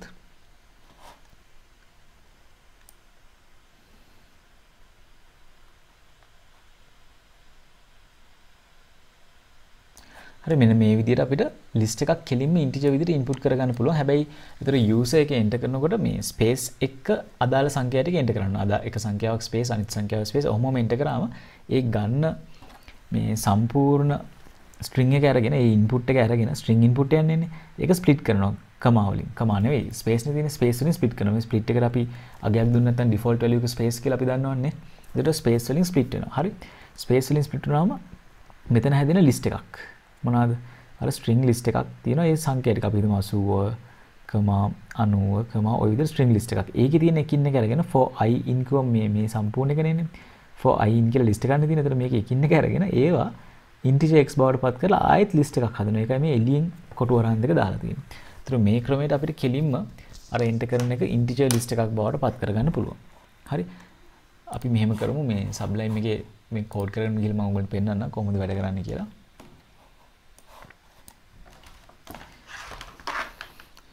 හරි. ඒතර අපි ඉස්සලාම් කරන්න යන්නේ මේ අර විදියට number list එකක් input කරගන්න එක නේ. හරි. l equal int x for I in input.split. හරි. අපි දාලා බලමු. l equal අර list එකක් විදියට එන්න ඕන නිසා මෙහෙම list එකක් දාගන්නවා. ඒතර int x කියලා අපි දාන්නේ මේ අර එකින් එක එන්න. ඒතර for I නෙමෙයි දැන් x for x in කියලා අපි අර input එක එන input එක input.split කරන්න ඕනේ. split කරන්න ඕනේ මොකෙන්ද? space එකෙන් by default කොහොමද තියෙන space නිසා split parameter එකේ split එකේ default parameter එක විදියට ওই විදියට දෙන්න පුළුවන්. ඒතර මේ විදියට සමහරට මේ වරුදිත් දෙන්න පුළුවන්. ඒතර ඔයගොල්ලෝ දැනන් ඉන්න ඕනේ මේකෙන් වෙන්නේ මොකද්ද කියන එක. හරි. model.py කියලා save කරා. ඒතර මේකෙන් අපි කෙලින්ම list එකක් විදියට ගන්නවා. ඒ ගන්න list එකට දැන් මට ඇත්තටම code කරන්න නම් ලේසි for loop එකේ. හරිද? දැන් අර program එක අපි කරලා තිබ්බ while loop එකෙන් නිසා ඒ කියන්නේ මේ සාමාන්‍ය flow chart එකක් නේ අපිට මේ flow chart එකක පෙන්වන්න පුළුවන් while loop එකනේ. for loop එකක් අපිට flow chart එකක පෙන්වන්න අමාරුයි. හරි. ඒතර තිබිච්ච එකට මම while loop එකෙන් කොහොමද code එක ලියලා ඊට පස්සේ ඔයගොල්ලන්ට තේරුම් ගන්නත් එක්ක for loop එකනොත් දෙන්න. හරිද? ඒතර අපි ඇන්දේ උත්තරේ මෙන්න මේක. ඒතර ඒකේ අපි length එක අරගෙන තියෙනවා n කියලා නේ. එහෙනම් අපි length එක ගමු n equal len l. ඒතර මේ list එකේ තියෙන items ගන්න අපිට එනවා. ඊට පස්සේ I equal 0 count equal 0. ඔහොම අගයන් දෙකක් එක පෙළින් අපිට දෙන්න පුළුවන්. මෙහෙම I, count equal 0, 0 කියලා දුන්නා නම් හරියි. එහෙම නැතුව නිකම්ම I සමාන බිඳුව count සමාන බිඳුව කියලා දුන්නොත් කිසි ප්‍රශ්නයක් නැහැ. හරි. ඊට පස්සේ loop එක දාගෙන තියෙනවා while I less than n. I වලගේ n ට වඩා අඩු වෙනකම්. ඒත් අපිට කෙලින් මේ කොන්දේසියම දාන්න තියෙනවා. හරවන්න දෙයක් නැහැ වෙන කොහෙදවත්. while I less than n. එතකොට මේක සත්‍ය වෙනකන් repeat වෙන්නේ. ඒක ඇතුලේ ආයෙ කොන්දේසියක් තියෙනවා. ඒක හැබැයි repeat වෙන එකක් නෙවෙයි if එකක්. හරිද? ඒක නොවුණා කියලා මේ loop එකෙන් එළියට යන්නේ නැහැ. ඒක නොවුණා තියස් වුණත් මේ කැරක් කැරක ඉන්නවා. අර I less than n එකෙන් තමයි එළියට යන්නේ. ඒක තමයි loop එකේ condition එක කියලා අපිට එකෙන් අඳුර ගන්න පුළුවන්. එතකොට li mod 2 equal 1 නම් ඒ කියන්නේ මෙහෙම අපිට දාන්න පුළුවන් if l ගේ capital L ගේ I එතන list එකේ index number එක බිඳුවෙන් එක හරි ඒ අදාළ I ගේ අගයට අනුව සමාන නම් එකට මොකද්ද අපි කරන්න ඕනේ count එකේ අගය එකකින් වැඩි කරනවා. හරි. ඒතර count plus equal 1 කියලා දෙන්නත් පුළුවන්. නැත්නම් මෙහෙම count equal count plus 1 කියලා දෙන්නත් පුළුවන්. හරි. count එකේ අගය එකකින් වැඩි කරනවා. හරි. ඉතින් ඕක තමයි දිගටම යන්නේ. ඒ අතරතුරේ මේ i ගේ අගයත් වැඩි වෙවි යන්න ඕනේ. ඒතර i equal i plus 1 නැත්නම් i plus equal 1 කියලා දෙන්නත් පුළුවන් ඒකට. හරි. ඒතර ඔත්තේ වුණොත් ඒතර count එක වැඩි වෙලා i වැඩි වෙනවා. එහෙම නැත්නම් නිකම්ම i වැඩි වෙනවා. හරි. මේ ටික ඉවරුනාට පස්සේ අපි අර මෙතනින් no එකට ගියාට පස්සේ display count කරා end එකට ගියා නේ. ඒ නිසා මෙතනින් අපිට display නෙවෙයි print number of odd numbers කියලා අපිට output කරන්න පුළුවන්. කීයක් odd numbers තිබ්බද කියන එක අපි මෙතෙන්ට count කියලා දෙමු. හරි. මේක තමයි ඒතර අපේ program එක වෙන්නේ. මේක අපි run කරලා බලමු. අපි දුන්නේ model.py නේ. හරි දැන් මේ අපි list එක enter කරනකම් බලාගෙන ඉන්නවා. අපි ඒකට user පේන්න මොකුත් දැම්මේ නැහැ නේ please enter list කියලා. ඒ නිසා අපි list එකේ enter කරන් යන. ඒතර 23 45 68 32 46 90 57 සහ 93 කියලා ගත්තොත් දැන් මේකේ ඔත්ත සංඛ්‍යා කීයක් තියෙනවද? දැන් මේකේ ඔත්ත සංඛ්‍යා තියෙනවා 23 45 57 93. ඒක ඔක්කොම 4යි තියෙන්නේ. මේක අපි එන්ටර් කරපු ගමන් number of odd numbers කියලා 4යි කියලා එන්න ඕනේ. හරිනම්. හරි. හැබැයි දැන් අපිට මෙතනදී ආවේ නැහැ. ඒතර මොකද්ද හේතුව කියලා ආයි කෝඩ් එක පොඩ්ඩක් බලන්න වෙනවා. count එකයි i බිඳුවයි i වැඩි කර කර යනවා. මම sorry. මම li සමාන එකද කියලා බලලා තියෙන mod 2 එක දාලා නැහැ නේ. නේද? if li mod 2 equal 1. ඒ කියන්නේ මේ දෙකෙන් බෙදුවම ඉතිරි අගය එකට සමාන නම්. හරි. දැන් අපි මේක run කරලා ආයෙත් සැරයක් ඔය ටිකම දුන්නොත් අපිට 4යි කියලා ගන්නට එනවා. හරිනේ. ඒතර මේ තියෙන while loop එක use කරලා ඔය වැඩේ කරන විදිය. හරි මම මේකත් answer එක විදියට දාන්න මම මේ හදාගෙන යන note එක වගේ එක ඔයගොල්ලෝගේ group එකට දානවා. ඒතර ඒකෙන් ඔයගොල්ලන්ට බලන්න පුළුවන්. while loop එකෙන් කරපු එක මම ඒකම use කරනවා for loop එකෙන් කරන්නත්. හරි. ඒතර for loop එකෙන් මේ වැඩේම කරන්න පුළුවන් ලේසියෙන්. ඒතර මට i එකක් ඕනේ නැහැ. count එක විතරක් තිබුණම ඇති. len එකක් ඕනෙත් නැහැ. ඒතර විශාල ගාන ගොඩක් අඩු වෙනවා. ඒ කියන්නේ RAM එකේ ඊට ගොඩක් ඉතුරු කරගන්න පුළුවන් මේ වැඩේ for loop එකෙන් කරන්න. හරි. ඒතර කොහොමද කරන්නේ? for I in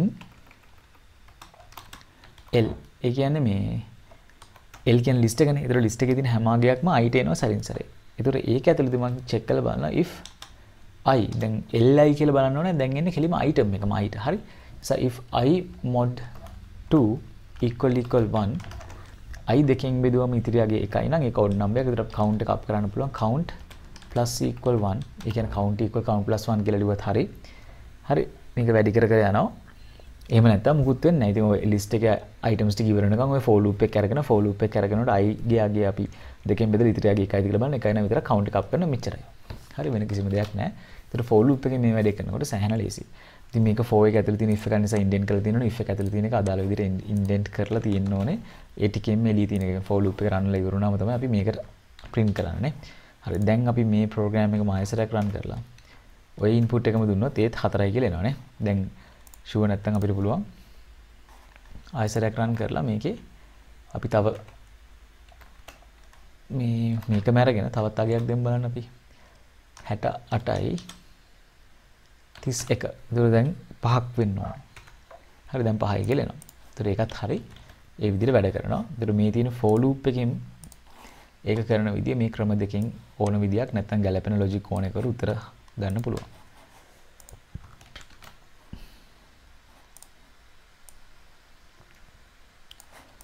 හරි ඒ answers දෙකම දාලා තියෙනවා.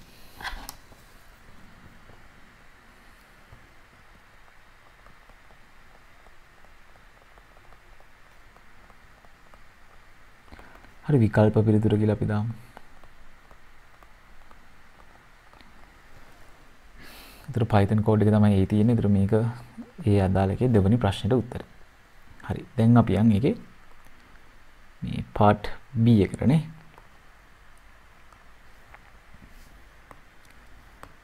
හරිද? part B එකේ තියෙන මෙහෙම එකක්. Write a function to open/create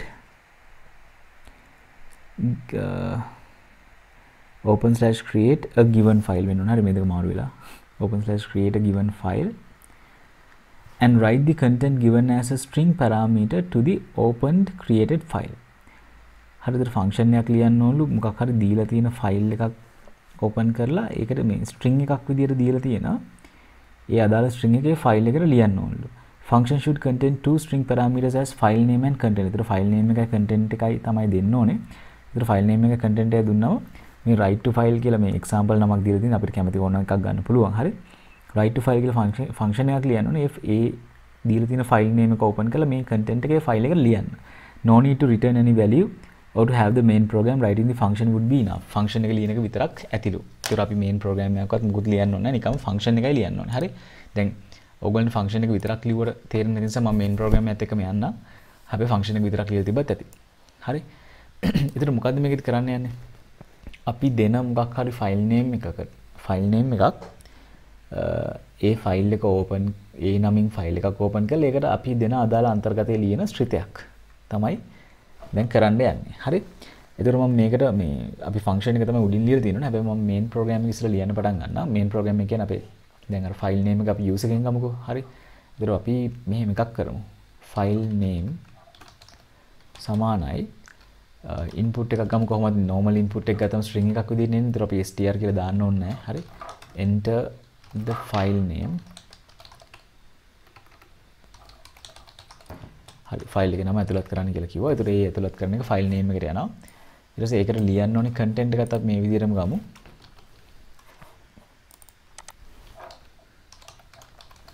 content එක අපි ගමු enter content to be written. හරි.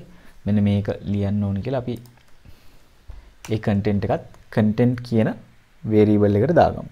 හරි. ඉතින් අපි file name එක enter කරනවා ඊට පස්සේ content එක enter කරනවා.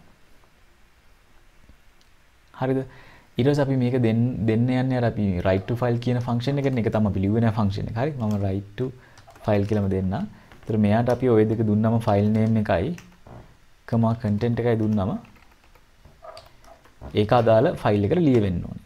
හරි. එතනින් program එක ඉවරයි. අයි කිසිම output එකක් user පෙන්නන්නේ නැහැ. කෙලින්ම අදාළ file එකට ඔය කියන දේ ලියවිලා තියෙන්න ඕනේ. හරි. ඉතින් මේකට අදාළ function එක තමයි දැන් අපි ලියන්න හදන්නේ. මේ write to file කියන එක විතරක් අපි define කරන්න ඕනේ අර්ථ දැක්වීම. අර්ථ දැක්වීම විදිහට write to file කියලා දුන්නා.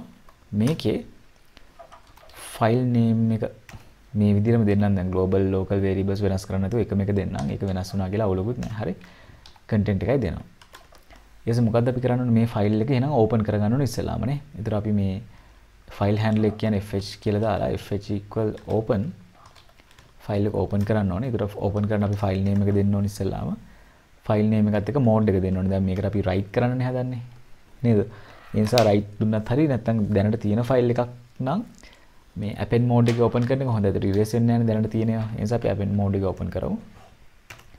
write mode එකේ තිබුණත් ලකුණු දෙන්න පුළුවන්. හරි. අවුලක් නැහැ. ඒතර මේක open කරා. ඊට පස්සේ මොකද කරන්න ඕනේ? මේකට අපි write කරන්න ඕනේ අර content කියලා තියෙන string එක. නේ? එහෙනම් කොහොමද අපි write කරන්නේ? fh.string එකක් ලියනකොට ඉතින් කෙලින්ම fh.write කියලා එක සැරේ දෙන්න පුළුවන්. print එකේ write කරන්නත් පුළුවන්. අපි write එකෙන් write කරමු. හරි.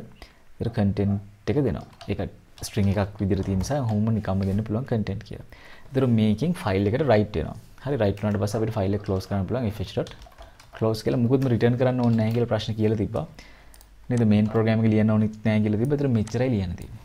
මේක වුණාම මේ programming අදාළ එක write කරලා මේකත් close කරලා මෙතනින් එහාට මුකුත්ම නැති නිසා program එක එතනින් නවතිනවා. හරි. user කිසිම output එකක් පේන්නෙත් නැහැ command line එක run කරාට.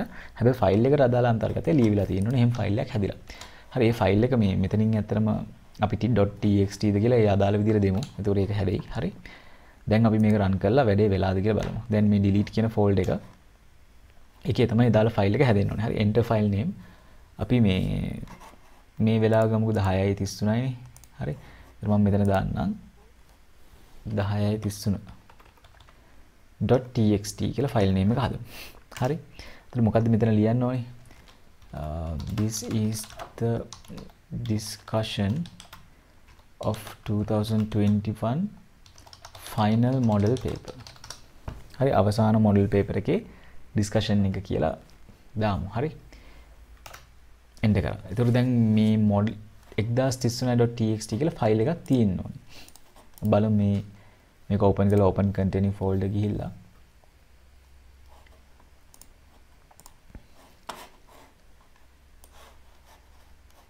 හරි මොඩල් නෙවෙයි මොකක්ද අපි කිව්වේ 10.33.txt නේ. හරි එහෙම එකක් තියෙනවා. එතකොට මේක අපි ඩබල් ක්ලික් කරාම this is the discussion of 2021 final model paper කියලා පෙන්නනවා. හරිද? ඒ කියන්නේ අදාළ නමින් ෆයිල් එකක් හැදලා ඒකට කන්ටෙන්ට් එක ලියවලා දැන් මම මේක ආයෙසරයක් රන් කරොත් එහෙම ආයෙසරයක් ෆයිල් නේම් එකක් එන්ටර් කරන්න කියනවානේ. ඒතර අපි ආයෙසරයක් නිකන් දෙමු. මොකක්ද අපි දෙන්නේ? අපි නිකන් දෙමු litira.txt කියලා. හරි. ඒතර ඒකට ලියමුකෝ hello කියලා නිකන්.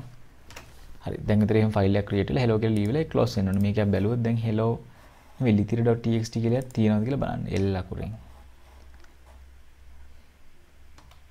තියෙනවනේ. හරි. මේක ඕපන් කරාම hello කියලා තියෙනවා. හරි. හරි. ඒතර අපි දෙන ෆයිල් එකකින් ෆයිල් එකක් හැදිලා තියෙනවා නම් ඒක ඕපන් වෙලා ඒකට මේ අන්තර්ගතය ලියවෙන්න ඕනේ. දැන් මේ litira.txt එකම අපි ආපහු සරයක් මොනවා හරි ලියන්න කිව්වොත් හරි. මේකට මම දෙනවා ස්පේස් එකක් තියලා දෙයා. ඒතර hello එකට පස්සේ තමයි දෙයා කියලා වදින්න ඕනේ. හරි. ඒතර අපි අරකම ඕපන් කරලා බැලුවොත් එහෙම litira.txt එකම දැන් hello දෙයා කියලා තියෙනවා. wrapping mode එක ඕපන් කරපු නිසා මේක erase වෙන්නේ නැහැ. අපි හදිසියෙ write mode එක ඕපන් කරා නම් මේක overwrite වෙන්න ඕනේ. හරිද? හරි. ඒතර මෙච්චරයි මේ ප්‍රශ්නේදී ඔයගොල්ලන්ට කරන්න තියෙන පොඩි ෆන්ක්ෂන් එකක්. මෙන්න මේ ටික විතරයි උත්තරේ විදිහට ලියන්න තියෙන්නේ. මම මේන් ප්‍රෝග්‍රෑම් එකත් ලියලා තියෙනවා. හැබැයි ඒක අපිට අවශ්‍ය වෙන්නේ නැහැ උත්තරේටනේ. ඒතර මෙච්චරක් තිබ්බනම් ප්‍රමාණවත් උත්තරේට බලාපොරොත්තු වෙන්නේ එච්චරයි. හරි. ඉතින් මේ ටිකවත් අඩුම තරමේ සමහර කට්ටිය ෆයිල්ස් කියපුවම බය වෙනවා සමහරවිට. එහෙම ෆන්ක්ෂන්ස් කියවම බය වෙනවා. එහෙම වෙන්න දෙයක් නැහැ. හරියට ලියන සින්ටැක්ස් එකයි මේකේ මොකද්ද වෙන්නේ කියලා තේරුම් ගත්තා නම් අමාරු වැඩක් නෙවෙයි. ලොජිකලි ලොකුවට හිතන්න තියෙනව නෙවෙයි තියෙන්නේ. සරලව ඒ අදාළ කටයුතු කරන වැඩ ඉවරයි. හරි. එතකොට මේචරයි Python ප්‍රශ්නේ ඒකේ කරන්න තියෙන ලකුණු 15ටම.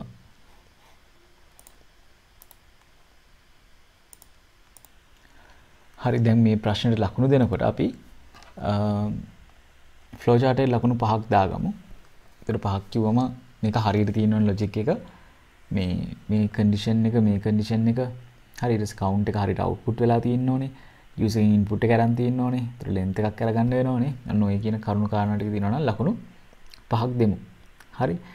ඊට පස්සේ මේ එතකොට මේකේ සම්පූර්ණ ලොජික් එක වැරදිනවා බිඳුවයි. ඉතින් හරි කරන්න දෙයක් නැහැ. හරිද? ඊට පස්සේ Python code එක ඒක මොකක් හරි විදිහට නිකම්ම string එකක් විදිහට අරන් ස්ප්ලිට් කරත් මෙහෙම input එක ගත තවුලක් නැහැ. හරි කොහොමද මේ logic එක implement කරලා තියෙනවා නම් ඒතර මේක හරියන්න නම් අනිවාර්යයෙන්ම පළවෙනි එක හරි ගිහින් තියෙන්න ඕනේ. එහෙම නැත්නම් මේක හරියන විදියක් නැහැ. ඒතර ඒකත් හරියනවා මේකත් හරියනවා සම්පූර්ණ ලකුණු 5ක් ගන්න පුළුවන්. නිකන් මේ ලාවට උත්සාහ කරලා තිබ්බත් එක ලකුණක් වගේ දෙකක් වගේ ගන්න පුළුවන්. හරි පැත්තට ගිහින් තියෙනවා වගේ තේරෙනවා නම්. හරි. ඊට පස්සේ මේ විකල්ප පිළිතුරක් තවලක් නැහැ. for loop එකෙන් කරලා තිබ්බත් ඒත් ලකුණු 5ක් ගන්න පුළුවන්. ඊට පස්සේ මේ ෆන්ක්ෂන් එකටත් ලකුණු 5ක් දා ගන්න. ඒතර එතනදී definition එක මාක් කරලා තියෙන්න ඕනේ. parameters දෙකක් දීලා තියෙන්න ඕනේ. මේ colon එක තියෙන්න ඕනේ. append mode එකේ write mode එකේ ෆයිල් එක open කරලා තියෙන්න ඕනේ. ෆයිල් එක close කරලා තියෙන්න ඕනේ. write කරලා තියෙන්න ඕනේ. හරි. ඒතර ඔය දේවල් ටික බලලා තමයි ලකුණු 5 බෙදිලා යන්නේ. ඒතර ඒ අනුව ඒ ලකුණු 5 දෙන්න පුළුවන්. හරිද? ඒතර සම්පූර්ණයෙන් මේ Python එකටත් 15 කීයක් තියෙනවද කියලා ඔයගොල්ලෝ මාක් කරගන්න.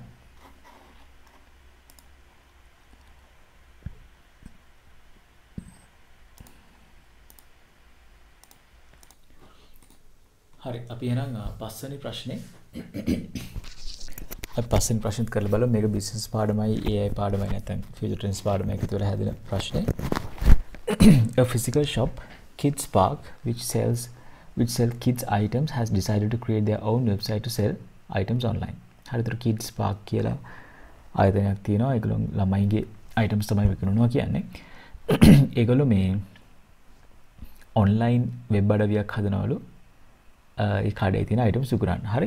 What is the business organization type of the Kids Park when the website is implemented? මේ website එක හැදුවට පස්සේ Kids Park එකේ business organization type එක. දැන් business organization type එකම අර brick and click සහ pure click කියන ටිකෙන් එන්නේ. ඒතර මේක දැන් physical shop එකක් තියනවලු. ඒත් එකම මේගොල්ලෝ online එකත් කරනවා. එහෙනම් මේක brick and click. ඉතින් අපිට වැඩියෙන් ප්‍රශ්න එන්නේ brick and click ඒවා සම්බන්ධ වෙන්නේ. ප්‍රශ්න වැඩියෙන් දෙන්න පුළුවන් කියන නිසා හරි. නිසා මේකේ උත්තර වෙන්නේ brick and click කියන එක. හරි brick and click. ඊට පස්සේ if Kids Park has decided to sell items for third party businesses on wholesale price through website, what would be the e-business transaction type? දැන් මේ කියන්නේ e-business transaction type එක. ඒකට e-business transaction type කියන්නේ B2B, B2C, C2C ඒ වගේ දේවල්. හරි. එතකොට මේ Kids Park එකෙන් තොගවැලෙන්දන්ට online බඩු විකුණනවා කියලා කියන්නේ තොගවැලෙන්ද කියන්නේ business එකක්, Kids Park කියන්නේ business එකක්. එතකොට මේක business to business transaction එකක් වෙනවා. මේ දෙවෙනි එකට එනස උත්තර වෙන්න ඕනේ B2B. එහෙමත් නැත්නම් business to business. හරි. එහෙම උත්තරයක් තියෙන්න ඕනේ. ඊට පස්සේ අපි තුන්වෙනි එක බලමු. තුන්වෙනි එකේ තියෙන්නේ if Kids Park allows other third party businesses to register and do business on their website. ඒ කියන්නේ තවන පාර්ශ්වයේ වෙලෙන්දන්ටත් දැන් ඇවිල්ලා මේගොල්ලෝගේ වෙබ්සයිට් එකේ වෙලඳාම් කරන්න දෙනවා. හරි. ඒතර name two revenue models that Kids Park can use. ඒතර Kids Park එකට use කරන්න පුළුවන් revenue models කියන්නේ තුනේ A එකට. මොනවද use කරන්න පුළුවන් තවන පාර්ශ්වයේ වෙලෙන්දත් ඇවිල්ලා විකුණනවා නම් අපිට අර transactional revenue එකට යන්න පුළුවන්. ඒ කියන්නේ තවන පාර්ශ්වයේ වෙලෙන්දන් විකුණන හැමදේම 100 ගාන Kids Park එකට ගන්න. මොකද Kids Park එකේ වෙබ් අඩවියෙන් අනිත් කටේට රෙජිස්ටර් කරලා විකුණනනේ transactional revenue. ඒ කියන්නේ මේ අපි සාමාන්‍යයෙන් කිව්වොත් ගනුදෙනු වලින් ලබන ආදායම.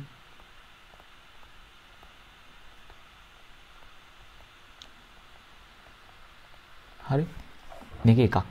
ඊට අමතරව Kids Park ට ආදායම හොයන්න පුළුවන්. දැන් ඒකේ මේ තෙවන පාර්ශ්වයට වලින් දැන් දෙන එක විතරක් නෙවෙයි මේකෙන් අහන්න නේද? Name two revenue models that Kids Park can use. ඒක Kids Park එකට ඒගොල්ලොන්ගේම බඩු විකුණලා ආදායමක් ලබන්නත් පුළුවන්. ඒ කියන්නේ ඒකට අපි කියනවා sales revenue කියලා නේ. ඒ කියන්නේ වෙළඳාමෙන් ලබන ආදායම. හරි. ඒතර අර තෙවන පාර්ශ්වයේ වෙලෙන්දන් රෙජිස්ටර්ලා බඩු විකුණනට මාසිකව ගාණක් නැත්නම් සතියකට ගාණක් අය කරන්න පුළුවන්. ඒතර එහෙම යම්කිසි කාලය සීමාවකට ගාණක් අය කරනවා කියන්නේ subscription based revenue නේ. Subscription based revenue කියන එක. හරි.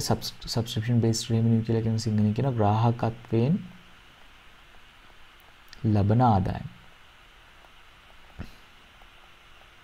හරි. ග්‍රාහකත්වයෙන් ලබන ආදායම කියලා කියනවා. තව ඕන නම් ads දාන්න පුළුවන් නේද? ඒතර ad based revenue වලට යන්න පුළුවන්. මේ වෙලඳ පොළට එන හැමෝටම ads පෙන්වන්න පුළුවන් නේ. ඒ කියන්නේ වෙළඳ දැන්වීම් ප්‍රචාරණයෙන්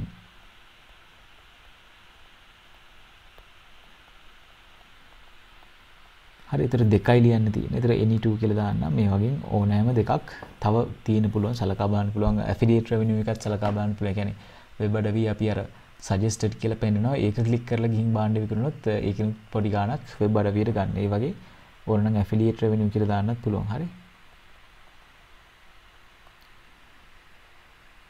ඒ කියන්නේ affiliate revenue කියලා කියන්නේ නියෝජිතයෙකු ලෙස ලබන ආදායම. ඒතර මේ ඕනෑම ක්‍රමයකට Kids Park එකට ආදායමක් ලබන්න පුළුවන්.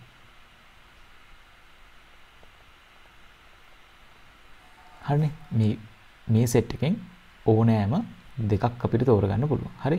so මේකේ B එකට ගිහින් බැලුවොත් එහෙම name two payment methods that can be integrated to the website. ඒතර මේ වෙබ්සයිට් එකට මේ ඇතුළත් කරන්න පුළුවන් ගෙවීම් ක්‍රම මොනවාද? හරි. payment methods කියමු අපිට නිකම් මොළුවට එන payment gateway එකක් integrate කරන එකනේ. හරි. payment gateway කියලා කිව්වම ඉතින් මේකට ඇතුළත් වෙනවා credit card ගෙවීම්. හරි. ඊට debit card ගෙවීම් ටික ඇතුළත් වෙනවා. ඉතින් තව ගොඩක් ඒවා තියෙනවානේ. ඔය easy cash, m cash, mobile cash ඔය ඕන එකක් ගන්න පුළුවන්. හරි. ඊට ආයෙත් online banking හරහා ගෙවලා මේ receipt එක ගෙවන්න කියන්නත් පුළුවන් නේ. හරි. online banking එක කියන එකත් ගන්න පුළුවන්. මාර්ගගත මේ බැංකු ගෙවීම. හරි. නැත්නම් payment gateway එකට නම් ගෙවුම් වහල් දොර කියලා සිංහලෙන් කියන්නේ. හරි. එහෙමත් නැත්නම් third party payment services තවන පාර්ශවීය ගෙවීම් සේවාවන් ඉන්ටිග්‍රේට් කරන්න පුළුවන් නේ. third party payment services. තවන පාර්ශවීය ගෙවීම් සේවාවන් ඇතුළත් කරන්න පුළුවන්. උදාහරණ කිව්වොත් අර PayPal, Payoneer වගේ ඒවා. හරි Skrill කියලා තියෙනවා, Nexteller කියලා තියෙනවා, මේක එක ඒවා තියෙනවා. හරි. තව ඕනේ නම් cash on delivery එකත් අපිට මේක ගෙවන්න පුළුවන් ක්‍රමයක් විදිහට ගන්න පුළුවන් ඩෙලිවර් කරන වෙලාවට නේ. හැබැයි දැන් වෙබ්සයිට් එකට අන්තර්ගත කරන්න පුළුවන් නේ ඒවනේ අහන්න. ඒතර cash on delivery අපිට දාන්න. දැන් මොකද ඒක වෙබ් අඩවිය තුලදී ගෙවීම් කරන්න බැරි නිසා. හරි. දැන් මේකෙත් අහලා තියෙන්නේ ක්‍රම දෙකයිනේ. ඒ නිසා අපි මේකෙනුත් ඕනම දෙකක් කියලා ගමු. හරි මොබයිල් පේමන්ට්ස් කියලා තිබුණත් අපි ඇක්සෙප්ට් කරමු. හරිද? ඒ කියන්නේ මේ කවුරු හරි මොබයිල් පේමන්ට්ස් වෙනම ලියලා තිබ්බොත් එහෙම මොබයිල් ඇප් එක කරා ගෙවනවා කියලා. ඒතර ඒවා වෙනම ගමු. ඔය ඔන්ලයින් බැංකින් මොබයිල් පේමන්ට්ස් දෙකම එකයි වගේ තමයි. හරි. හරි. එතකොට තුන්වෙනි ප්‍රශ්නෙත් ඉවරයි එතනින්. ඊට පස්සේ හතරවෙනි ප්‍රශ්නේ write two e-marketing methods that the shop can use to promote their products. ඒතර e-marketing ක්‍රම දෙකක් ලියන්නලු. හරි. මේගොල්ලෝගේ තියෙන මේ products promote කරගන්න. ඒක ඇවිල්ලා හතරවෙනි ප්‍රශ්නේ. හරි e-marketing methods දෙකක් කියලා කිව්වොත් මේකත් අපි any two කියලා දාමු දෙකයින් ලියන්න කියන්නේ. අපිට පුළුවන් email marketing වලට යන්න. email හරහා marketing campaign එකක් ගෙනන්න පුළුවන්. නැත්නම් ලේසිම දේ social media marketing කරන එක. එහෙම නැත්නම් website වල ad දාන්න පුළුවන් නේද? ඒකට අපිට web ads හරහා market කරන්න පුළුවන්. ඊට පස්සේ මේ SMS call හරහා market කරන්න පුළුවන් නේද? call එකක් දීලා ඒ දේවල් කියන නැත්නම් SMS යවන කට්ටිය ෆෝන් වලට මේ සම්බන්ධයෙන්. හරි. ඉතින් මේ වගේ ගොඩක් දේවල් තියෙනවා. email marketing, social media marketing, TV radio ගත්තත් ICT use වෙනවානේ.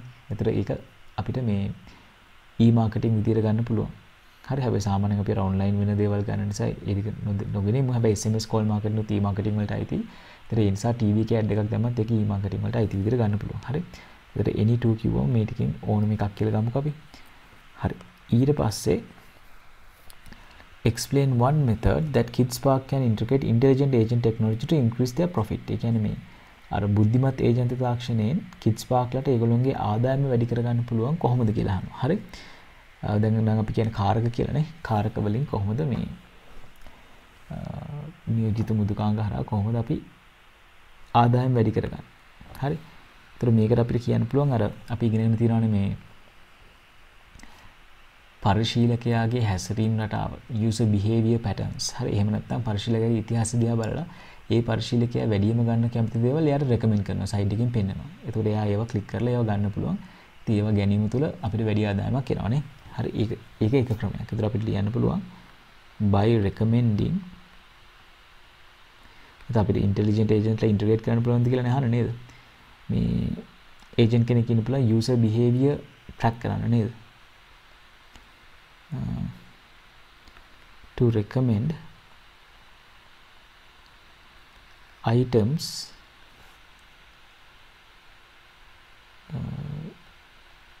by tracking user behavior and history. ඒ කියන්නේ user ගේ ඉතිහාසය සහ එයාගේ දැන් එයා භාණ්ඩ මිලදී ගන්න රට අධ්‍යයනය කරලා, ඒ කියන්නේ කෘත්‍රිම බුද්ධිය ඇසුරින් සකස් කරලා එයාට ගැළපෙන විදිහේ අයිටම්ස් අර පැත්තෙන් පෙන්වන්න මේ රෙකමෙන්ඩ් කරන්න ඉන්ටෙලිජන්ට් ඒජන්ට් කෙනෙක් තියන්න පුළුවන්. හරි. ඉතින් ඒ හරහා අපිට ප්‍රොෆිට්ස් වැඩි කරගන්න පුළුවන්. නැත්නම් අර තව කෙනෙක්ට කියන්න පුළුවන් සර්ච් එකට ඉන්ටෙලිජන්ට් ඒජන්ට් කෙනෙක් ඉන්ටිග්‍රේට් කරාම එක එක විදිහට සර්ච් කරන්න ලේසියෙන් හදන්න පුළුවන්. ඒතර එයාට ඕනෙම අයිටම් එක සර්ච් කිරීමේ හැකියාව තියෙනවා. හරි. ඒක මම නිකන් ලියන්නම්. intelligent search function කියලා. ඒතර ඒ හරහාත් අපිට ආදායම වැඩි කරගන්න පුළුවන්. හරි. ඔය වගේ කෙටියෙන් පොයින්ට් එක ලියලා තියෙනවා නම් ඇති. ඊට පස්සේ තියෙනවා KidsSpark has decided to integrate a recommendation system. The recommendation system කියන අපේ කීප එක. හරි. recommendation system to promote items that the user may actually buy. ඒතර user ඇත්තටම ගන්න පුළුවන් items promote කරන්න recommendation system එක. ඒ කියන්නේ නිර්දේශ කරන system එකක් හදන්න බලාපොරොත්තු වෙනවලු මේ KidsSpark ලා ඒගොල්ලෝගේ වෙබ්සයිට් එකට ඉන්ටිග්‍රේට් කරන්න බලාපොරොත්තු වෙනවලු නේ. Read the following description about the recommendation system and draw an agent diagram to show the workings of the system. හරි. ඒතර මේ විස්තරي කියවලා agent diagram එකක් අඳින්නලු ඒ recommendation system එක වැඩ කරන විදියට. Use proper symbols and name items in the diagram properly. ඒතර හරි සංකේත භාවිත කරනකොට දැන් agent diagram වල නම් agents ලා රවුමට පෙන්නනවා අනිත් ඒවාට ඕනම සංකේතයක් අපි භාවිත කරන්න පුළුවන් application එකක් නම් software එකක් නම් කොටුවක් විදිහට තමයි පෙන්නලා තිබ්බේ කලින් අවුරුද්දේ margin scheme වල. හරි. ඒස අපි මේ විදිහට කරගෙන යනවා. එතකොට තියෙනවා when user is interacting with the system an agent named user interface agent කියන්නේ මේ පරිශීලකයා පද්ධතියත් එක්ක interact කරනකොට user interface agent කියලා agent කෙනෙක් ඉන්නවලු sends UI elements that the user travels to behavior tracking agent. එතකොට මේ user interface agent කෙනෙක් ඉන්නවා. හරිද? එයාත් එක්ක තමයි පරිශීලකයා ගණන් කරන්නේ user interface එකනේ. එතකොට එයා user වැඩියෙන් click කරන UI elements ඒ කියන්නේ මෙයා මෙන්න මේවා තමයි click කරේ කියන ටික behavior tracking agent යවනවා. හරි. behavior tracking agent sends all the data to the database so the user data ඒතර මෙයා ඒ ටික database එකට යවනවා. ඒතර database එක උත් තියෙන එක අපිට අඳින්න වෙනවා. හරි. අර 2018 ගාන තිබුණේ අර systems engineer කෙනෙක් ඇතුළට එනකොට database එකේ CCTV footage එකම save වෙන එකක් database එක ඇඳලා තිබ්බේ diagram එකේ. ඉතින් අපිට එහෙම database එක අඳින්න පුළුවන් ඒතර. So that user data can be used to recommend items to the user later. ඊට පස්සේ මේ recommendation වලට මේව ගන්න පුළුවන් නිසා database එක store කරනවලු. හරි.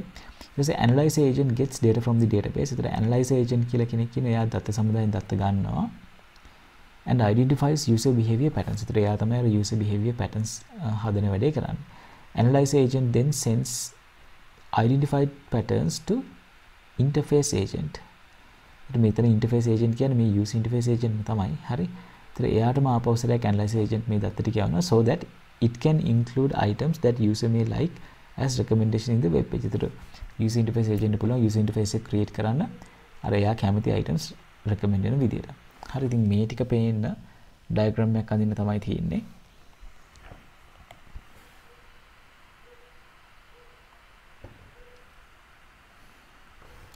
හරි අපි ඒකේ diagram එක අඳිමු.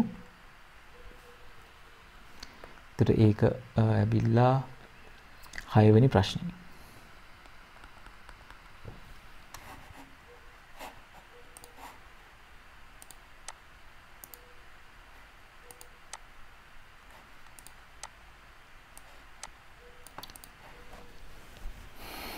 හරි. එතකොට මේකේ ඒතර user ඉන්නවා. user interact කරන්නේ කාත් එක්කද user interface agent එකත් එක්කනේ. ඒත් අපි ඒක දාමු. user interface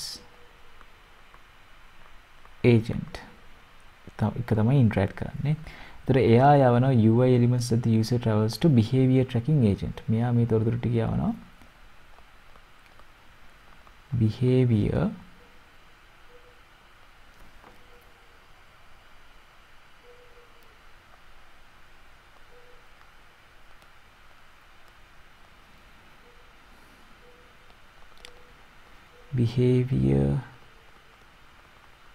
tracking agent මේ ටික යවනවා.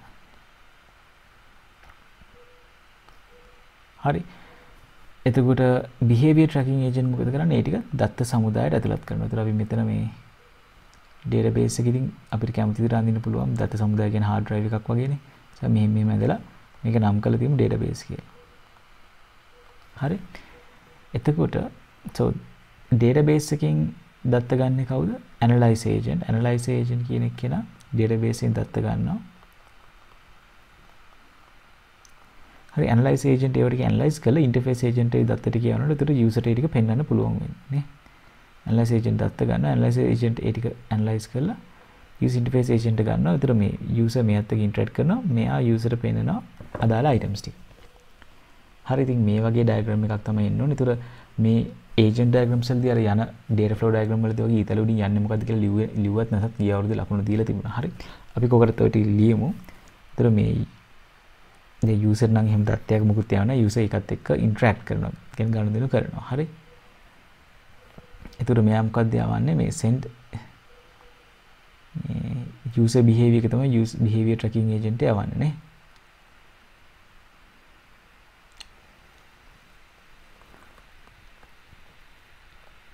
UI elements that user use කියලා වගේ තමයි අපිට දාන්න වෙන්නේ.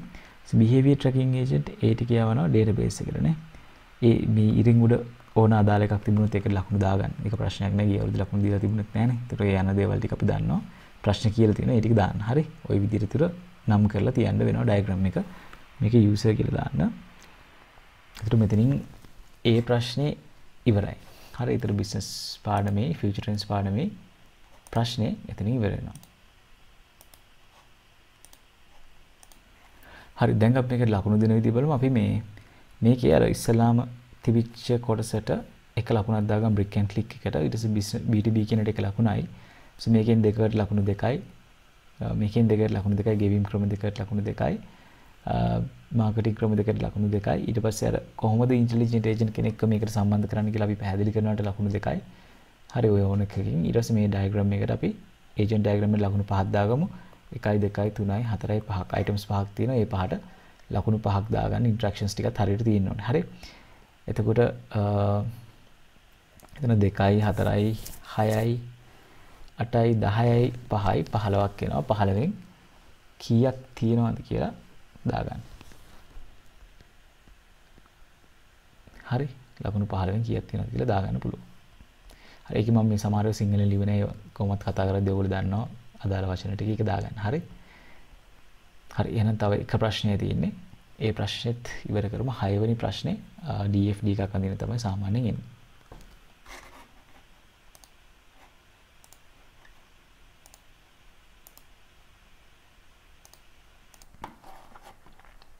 හරි. අපි 6 වෙනි ප්‍රශ්නය කරගෙන යමු. Read the following description of an antique shop and its distribution network. ඒතර antique භාණ්ඩ විකුණන shop එකක් තියෙනවා. ඒගොල්ලෝගේ බෙදා හැරීමේ network එක තියෙනවා. ඒ විස්තරේ කියවන්නලු. හරි. ඒතර මේකේ අඳින්න කියලා තියෙන අපිට level 1 DFD එකක්. ඊට පස්සේ level 1 DFD සහ level 2 DFD අතර වෙනස පැහැදිලි කරන්න කියලා තියෙනවා. ඊට පස්සේ part B එකකුත් තියෙනවා. හරි. ඒතර ඒ කොටස තමයි අපි දැන් කරන්න යන්නේ.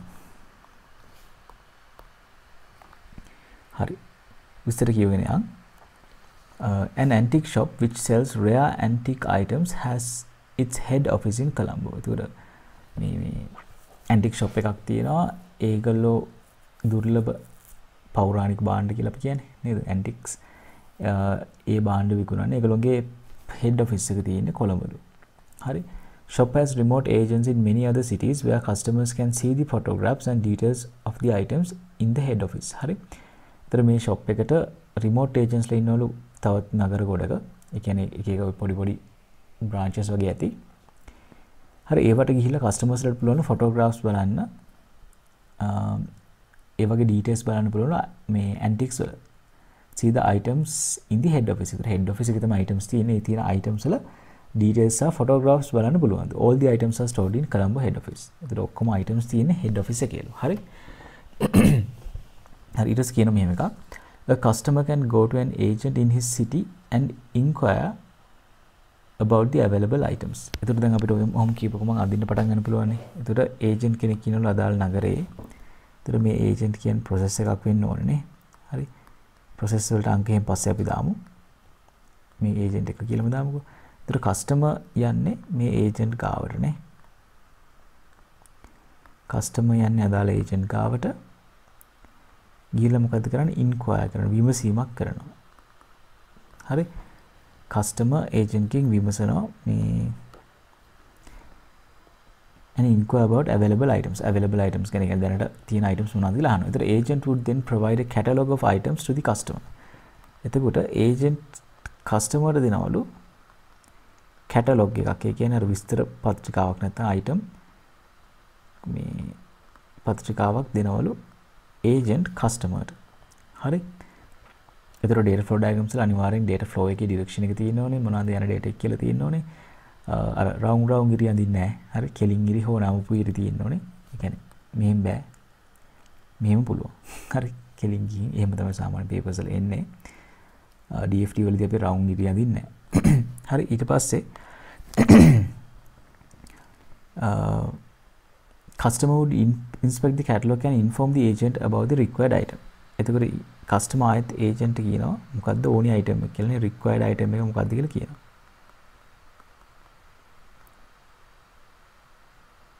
හරි required item එක මොකද කියලා customer agent කියනවා. Agent would then check the availability of the item using computerized database named product details of the head office which can be accessed through the internet.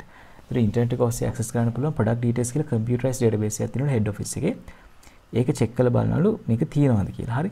ඉතින් agent availability එක ගන්නවනේ. ඉතින් ඊතල මේ පැත්තට ඉන්න ඕනේ. computerized database එක නිසා D1 database වල D නේ දාන්නේ.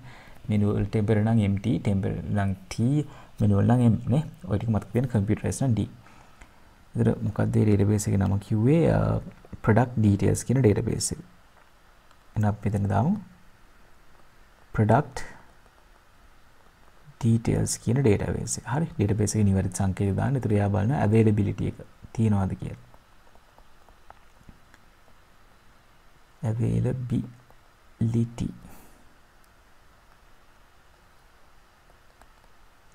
items තියනවාද කියලා බලන්න. හරි. ඉතින් අපි දැන් මෙතෙන්ට එනකන් කියවලා ඉවරයි. If the item is available, agent would place an order in the order database through internet. හරි. ඒතර order කියලා database එකක් තියෙනවලු. ඒකත් through internet නේ. ඒතර computerized database එකක් වෙන්න ඕනේ. order කියලා එක item එක තියෙනවා නම් order database එකට order එකක් දානවලු. හරිද? item එක තියෙනවා නම් order database එකට order එකක් දානවලු. Customer would then pay the amount to the agent with personal details. හරි. ඊට පස්සේ customer මේ personal details එක payment එක agent ට දෙනවලු නේ.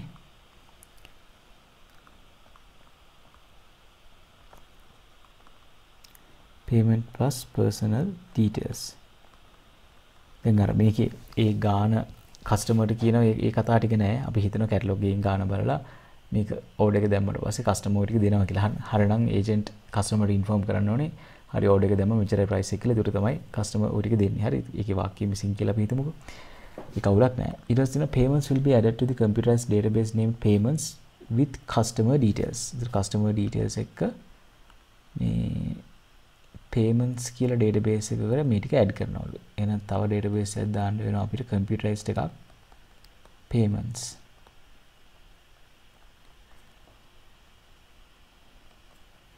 හරිද? මෙතන දාන්නේ payment plus details. හරි customer details ටිකයි payments ටිකයි දානවලු. නේද? ඊට පස්සේ තියෙනවා payments will be added to the computerized database named payments is customer details. Agent would then give the order receipt to the customer.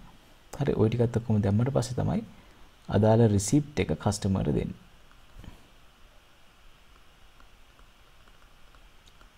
හරිද? payment details එකට ඔය ටික දාලා receipt එක දෙනවා customer ට. හරි. Manager in the head office would access order database and payment database and prepare the item for delivery. ඒතර manager payment database එකයි order database එකයි access කරලා item එකේ delivery වලට ලෑස්ති කරනවලු. හරිද? manager කියලා process එකක් විදිහට තමයි අපිට ගන්න වෙන්නේ.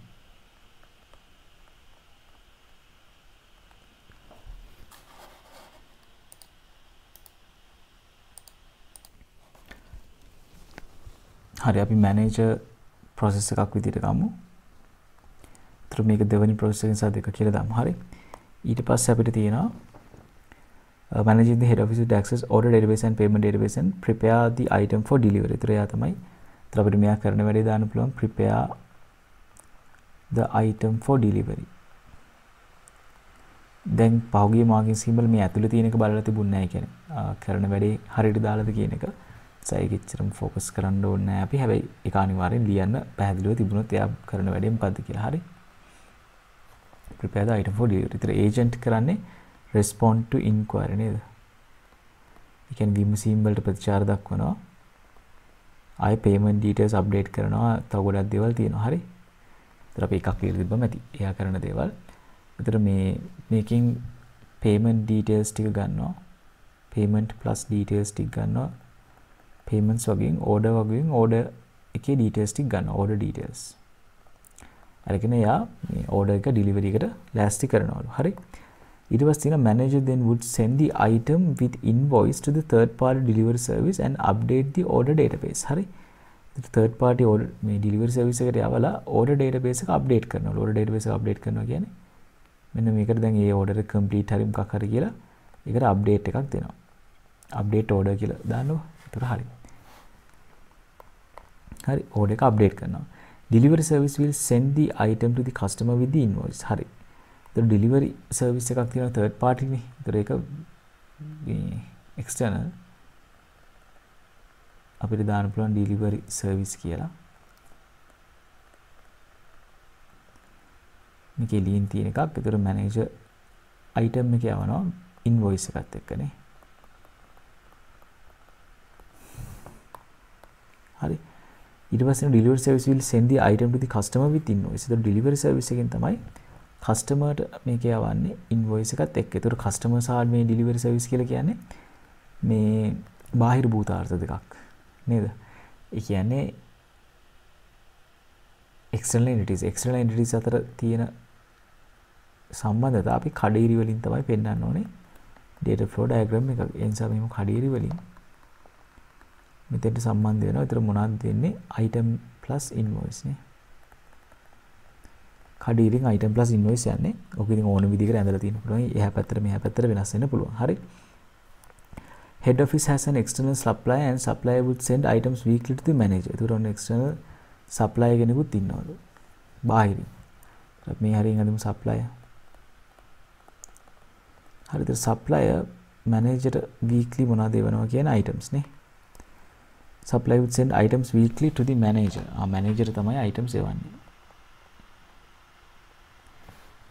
හරි. ඊට පස්සේ තියෙනවා manager will update the product details database with information about newly arrived items from the supplier. ඒතර manager update කරන product details එකත් මෙතනත් අපිට දාන්න පුළුවන් update කියලා නේ.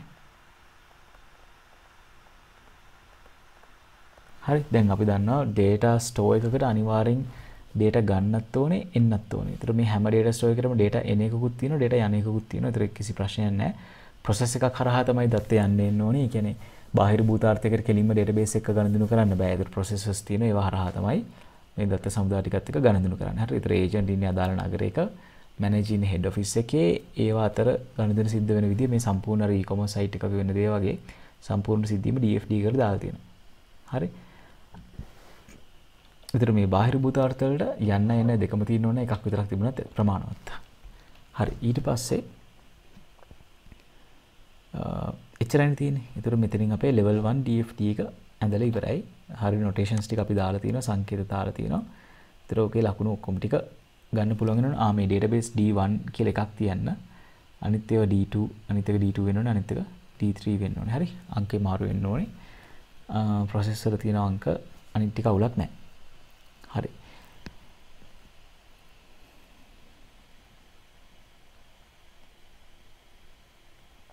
ඒතර මේ තියෙන්නේ අපිට ඒකේ A කොටසට උත්තරේ. එහෙනම් අපි ඒකේ A කොටස එකට උත්තරේ. හරි.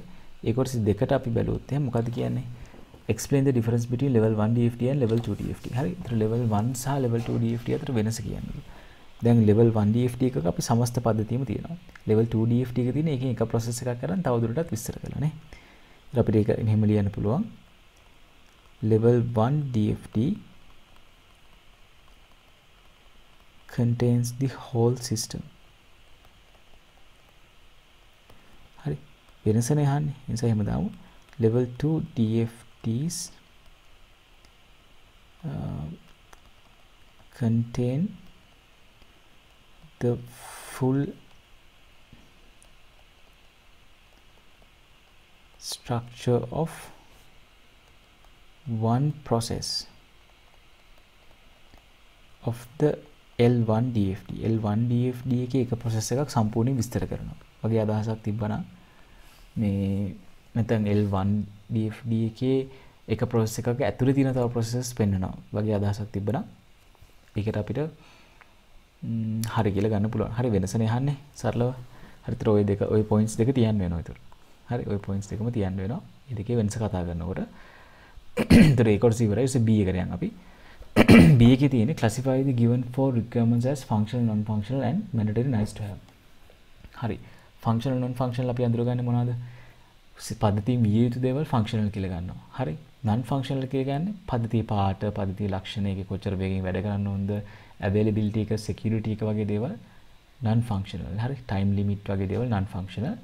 nice to have the essential ද කියලා ගන්න. ඒ කියන්නේ අනිවාර්යෙන් තියෙන්න ඕනද, තිබුණොත් හොඳයි හොඳයි කියන ටික අපි ගන්න අර විය යුතුයමය කියන එකයි විය යුතුය කියන එකයි. හරි සිංහලෙන් නම් ඉංග්‍රීසි වලින් නම් shall කියලා තිබ්බත් අනිවාර්යයෙන්ම වෙනවා should කිව්වොත් nice to have තිබුණත් තවුලක් නෑ වගේ අදහසක්. හරි.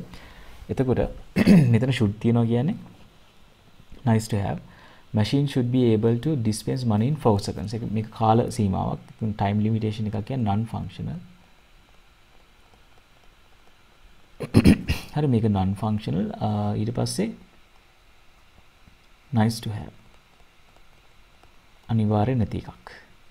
හරි should නේ තියෙන නිසා ඊට පස්සේ මෙතන shall තියෙන නිසා අනිවාර්ය. admins shall be able to remove registered users. admins shall be able to remove registered users. ඒකට මේක functional විය යුතු වැඩක් system එකේ හදන්න ඕන එකක් admin ලට registered users ලා ඉවත් කරන්න පුළුවන් වෙන්න ඕන. හරි ඒතර system එක හදන්න ඕන දෙයක් shall තියෙන නිසා මේක අනිවාර්යයි. ඒතර mandatory. හරි මේක shall තියෙන නිසා අනිවාර්යයි. green color front page. ඒතර පාට කියන එක user interface කියන එක non functional requirement වල තමයි යන්නේ. shall තියෙන නිසා mandatory අනිවාර්යෙන් කොළ පාට වෙන්න ඕනේ හැබැයි. ඊට පස්සේ ඊළඟ එක system should be available to use 24/7.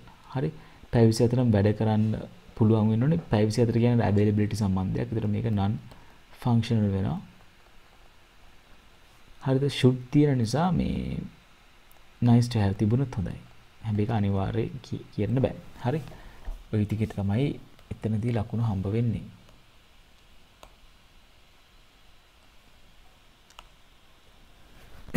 හරි ඒකත් මම සිංගල් මිනිම මේල් ලිව්වේ නෑ. ඔයගොල්ලෝ ඒකට අනුව ගලප ගන්න.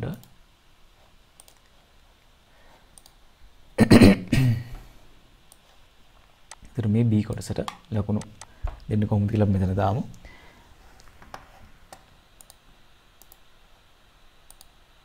හරි අපි මේකට ලකුණු මෙහෙම දාමු. මේ ලකුණු 9ක් දාගමු DFD එකට. ඒ DFD එකට ලකුණු 9 දෙන්නේ මේ excellency 2යි process 2යි ඊට පස්සේ database 3ක් තියෙනවානේ.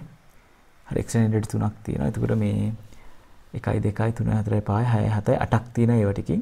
ඊට පස්සේ මේ data flows එක මේ ඔක්කොම ටික හරිනම් තව එක ලකුණක් හම්බ වෙනවා මේ overall completeness එකට. හරි. ඒතර ලකුණු 9ක් හැදෙන්නේ මේ විදිහට. හරි කොහොමද ලකුණු 9 එන්නේ කියලා කිව්වේ. ඊට පස්සේ අර DFD L1 සහ L2 අතර වෙනස පැහැදිලි කරලා තියෙනවා නම් පැහැදිලි වෙන විදිහකට එක ලකුණක් දාන්න පුළුවන්. ඊට මේ හතරට ලකුණු 4ක් දාගන්න මේ functional non functional nice to have එකට 0.5 ගානේ. හරි. ඒතර ලකුණු 4ක් ওই හතරට ගන්නට සෙට් වෙනවා. භාගේ තමයි අර දෙකට යන්නේ. non functional functional කියන එකයි nice to have mandatory ද කියන ටිකත් එක්ක. හරි. එතකොට ඒකෙත් ලකුණු 9යි 10යි sorry මෙතන ලකුණු දෙකක්ම දාන්න.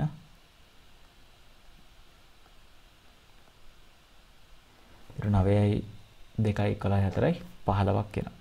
හරි 15න් කීයද කියලා දාගන්න පුළුවන්. මේ level 1 DFD level 2 DFD දෙක අතර වෙනසට ලකුණු දෙකක් ওই points දෙක තියෙනවා නම් දාගන්න. හරි එතකොට සම්පූර්ණයෙන් ලකුණු 15න් කීයක් තියෙනවද කියලා දාගන්න පුළුවන්. හරි එතකොට මේ වෙනකොට දැන් සම්පූර්ණ පේපර් එකම ඩිස්කස් කරලා ඉවරයි. දැන් ඕගොල්ලන්ට ලකුණු ගාන කොච්චරද කියලා බලන්න පුළුවන්. ගෙදර ඉඳන් කරපු කටට අනිත් කටට අපි බලලා ඉදිරියේදී papers සහ ලකුණු ටික මම group එකේ දානවා. මේ එතකොට දැන් මම හිතන්නේ මෙතනින් දැන් ඒ level පටන් ගන්න තියෙන්නේ. පටන් ගන්න ළඟයි.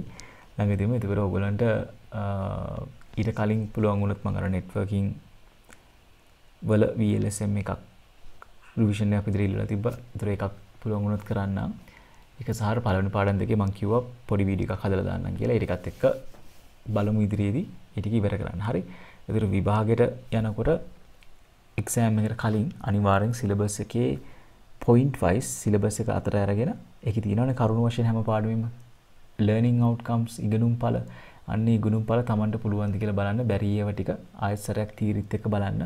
එහෙමත් බැරි නම් YouTube එකේ වීඩියෝ එකක් හරි බලලා ඒ ටික පැහැදිලි කරගන්න ඕන. හරි. එහෙම කරගෙන ගියොත් MCQ වලට සෑහෙන ලකුණු ප්‍රමාණයකට අපිට යන්න පුළුවන්. අපේ ටාගට් එක වෙන්න ඕනේ අනිවාර්යෙන් 40 හෝ 40ට වඩා MCQ වලට ලකුණු ගන්න එක. හරි. ඒතර ඒත් එක්කම ස්ට්‍රක්චර්ඩ් එකේ අහන අනුපිළිවෙල සහ එන ප්‍රශ්න රටාව ඔයගොල්ලෝ දන්නවා. ඉතින් මේ පාඩම් ටික හරියට කවර් කරගෙන යන්න OS වල ගණන් එහෙම නේ. මේ සැර ගොඩක් කරලා තිබුණෙත් නැහැ කට්ටිය. ඒතර ඒ ටික හරියට බලලා ඒ ටික ගොඩ දාගත්තොත් එහෙම ස්ට්‍රක්චර්ඩ් එකනොත් අපිට සෑහෙන ලකුණු ගොඩක් ගන්න පුළුවන්. ඊට පස්සේ එසේ එකේ ඉතින් අපිට තෝරගෙන අපිට අවශ්‍ය විදිහට කරන්න පුළුවන්. ඉතින් කොහොමත් උත්සාහයක් දෙන්න ප්‍රශ්න 6ම කරන්න වෙලා ඉතුරු වුණොත් එහෙම නැත්නම් ප්‍රශ්න 5ක්වත් කරන්න. ප්‍රශ්නේ කරනකොට අනිවාර්යෙන් පේපර් එක ඉස්සලම් කියවලා ලේසිම ප්‍රශ්න ටික මුලින් කරගෙන යන්න ඕනේ. හරි. ලේසිම ප්‍රශ්න 4 කරලා තමයි ඊටු ප්‍රශ්න දෙක try කරන්නේ. වෙලාව තිබුණොත් හරි එහෙම දැන් ඊටු ප්‍රශ්න 6ම කරන්න ඕනේ කියලා තදියේ මේ පළවෙනි ප්‍රශ්න ටික කරන්න එපා. ඒ ටික වැරදිට කරලා නිසා තියෙන Taman තෝරගන්න ප්‍රශ්න 4 හරියටම කරාට පස්සෙත් වෙලා තියෙනවා නම් අනිත් ප්‍රශ්න try කරන්න. මොකද එකක් හරි වැරදිලා තිබුණොත් ඒතර අර ප්‍රශ්න කර ප්‍රශ්නකින් ඒ ටික cover කරගන්න පුළුවන්. ගිය අවුරුද්දේ ඒ ගත්ත හැමෝම වගේ ප්‍රශ්න 6ම කරා කිව්වා. හරි. ඉතින් ඔයගොල්ලෝ පුළුවන් නම් try එකක් දෙන්න. එහෙම නැති වුණා කියලා ප්‍රශ්නයක් නැහැ. හැබැයි අඩුම තරමේ 5ක්වත් කරන්න උත්සාහ කරන්න තියෙන වෙලාවේ. හරි. මොකද ඒතර බලන කට්ටිය 5ම බලලා වැඩිම ලකුණු තියෙන 4 තමයි තෝරගන්න ඕනේ. ඉතින් බලන එක්කනට වැඩි අමාරු වෙනවා. හැබැයි ඉතින් ඔයගොල්ලන්ට ඒතර සහනයක් නේ. එක අතකරනේ. මොකද එකක් හරි වැරදිලා තිබුණොත් අර පස්සේ තියෙන එකකින් ලකුණු ටික cover කරගන්න පුළුවන්. හරි. ඒතර Python එහෙම ලොකු අමාරු ප්‍රශ්නයක් නැහැ. සාමාන්‍ය ප්‍රශ්නේ ඉන්නේ. ඒ ටික බලන්න. හරියට මුලින්ම වැඩ කරන් ගියපු කෙනෙක්ට ඉතින් ලොකුවට බලන්න දෙයක්වත් නැහැ. ওই දේවල් ටික දැන් වෙනකොට පුළුවන් වෙලා තියෙනවා. හරි. ඉතින් මේ පේපර් එකත් එන්න පුළුවන් විදිහේ ප්‍රශ්න ටිකක් එක හිතලා මන් දුන්නේ. ඉතින් කොහොම වෙයිද දන්නේ නැහැ. අපි පේපර් එකම බලමුනේ. හරි. එහෙනම් ඔක්කොම හොඳට එක්සෑම් කරන්න. පළවෙනි පාඩමේ සමරි එකක් මම ඉස්සරහට දානවා.